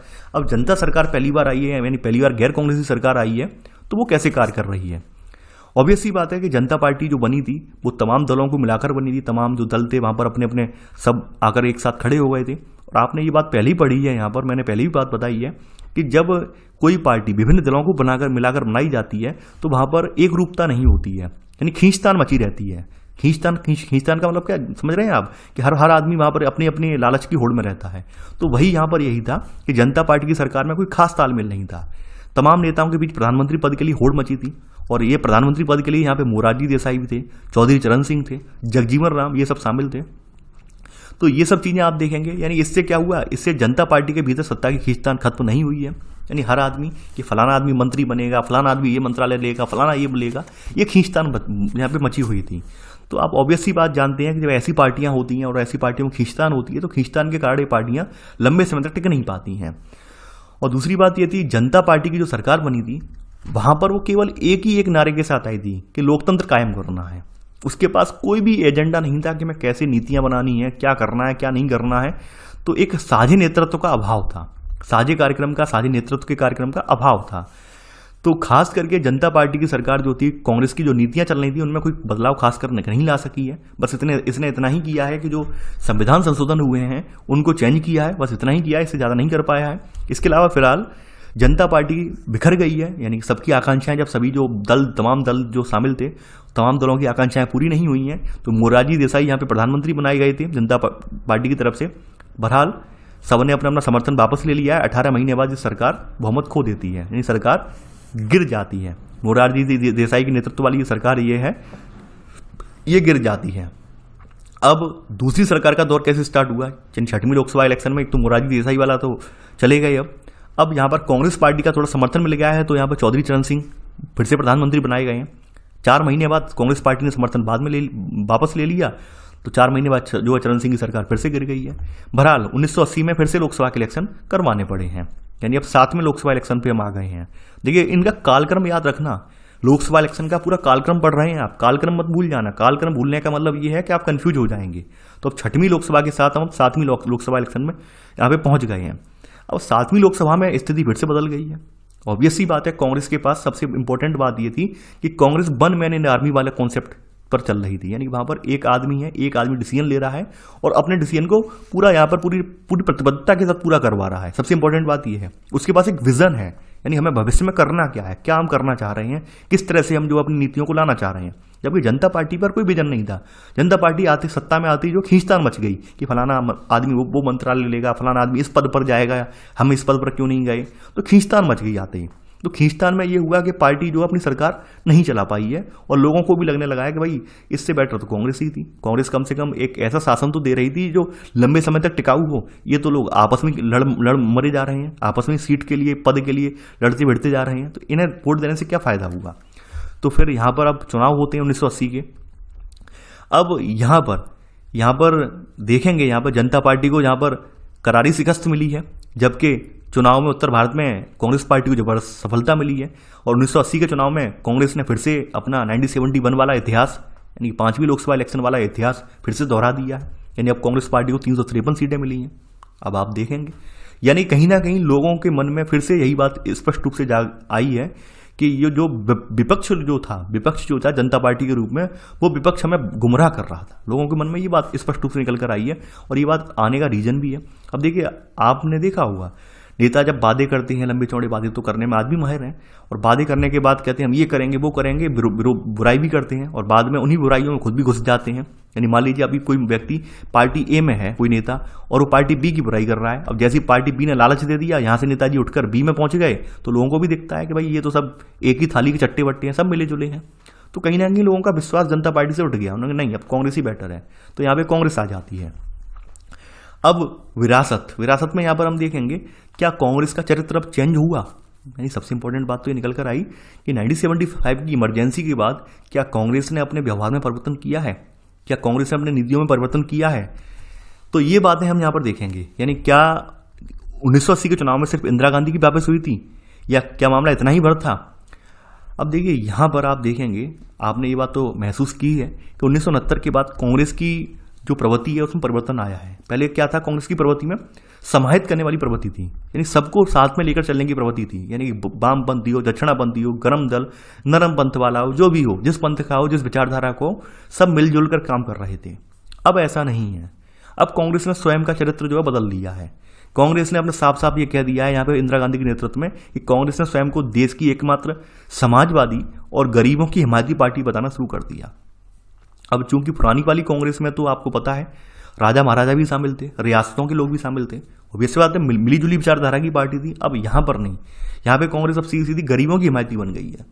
अब गरीबों की हिमायती बनने का मतलब ये है कि जो ऊंचे पदों पर बैठे हुए लोग हैं या फिर जो कह सकते हैं सत्ता वाले लोग हैं, सत्ता यानी रसूख रखने वाले लोग हैं, बोल से नाराज हुए हैं।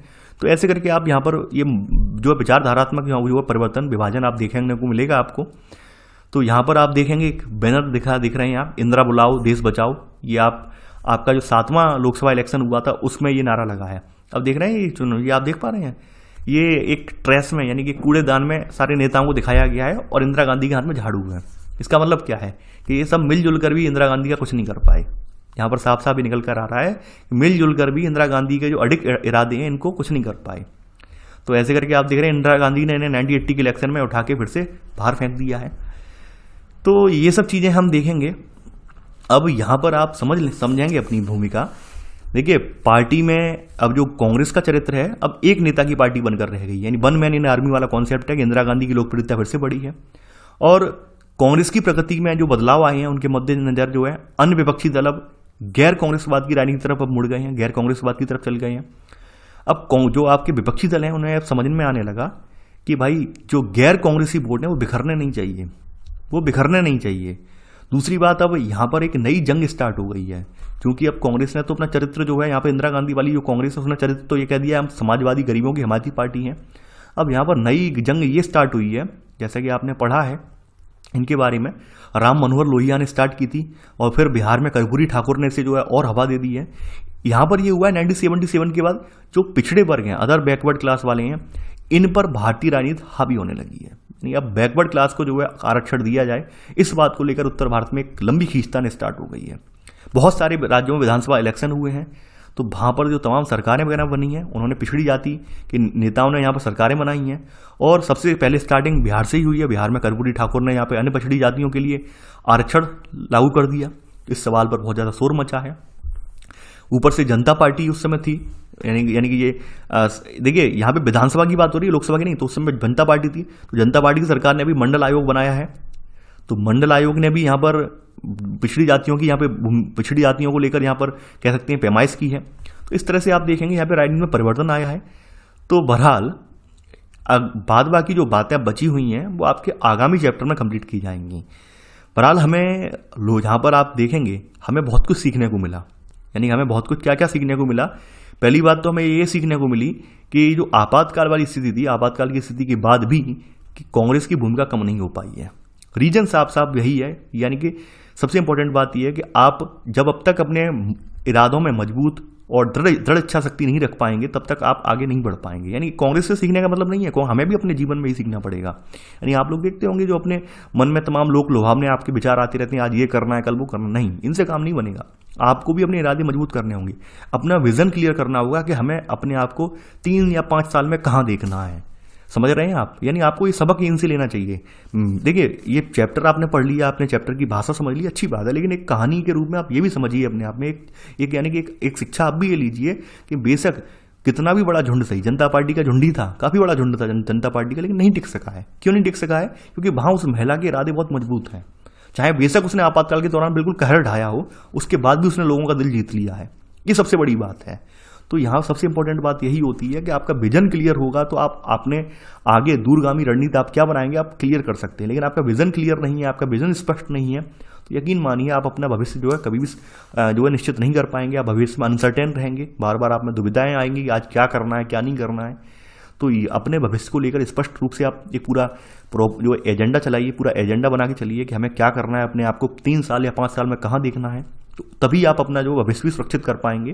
तो बहरहाल आपने इस चैप्टर से बहुत कुछ सीखा है, यानी कि आपने यहाँ पर यह भी देखा कि संवैधानिक संकट भी देखा है यहाँ पर, क्योंकि यहाँ पर संसद न्यायपालिका के अधिकार क्षेत्र को लेकर लड़ाई हुई है, तो संवैधानिक संकट भी देखा है। राजनीतिक संकट भी देखा है आपने, यानी कि तमाम राजनीतिक पार्टियां जो आमने सामने आ गई थी ये भी आपने देखा। तो ये सब चीज़ें आपने यहाँ पर देखी। अब देखिए बाद बाकी जो बातें हैं आप आगामी चैप्टरों में आप क्लियर करेंगे। बहरहाल आपको चैप्टर अच्छे खासा समझ में आया होगा, मैं यही आशा करता हूँ। तो आप लोग इस वीडियो को लाइक शेयर करना बिल्कुल ना भूलें। देखिए मैं कुछ दिनों से ये देख रहा हूँ कि आप में से बहुत कम लोग वीडियो देख रहे हैं, तो मैं सभी लोगों से गुजारिश करूँगा आप लोग ज़्यादा से ज़्यादा वीडियो लाइक शेयर करते रहें। तो चलिए आज के लिए बस इतना ही। Thanks for watching. जय हिंद।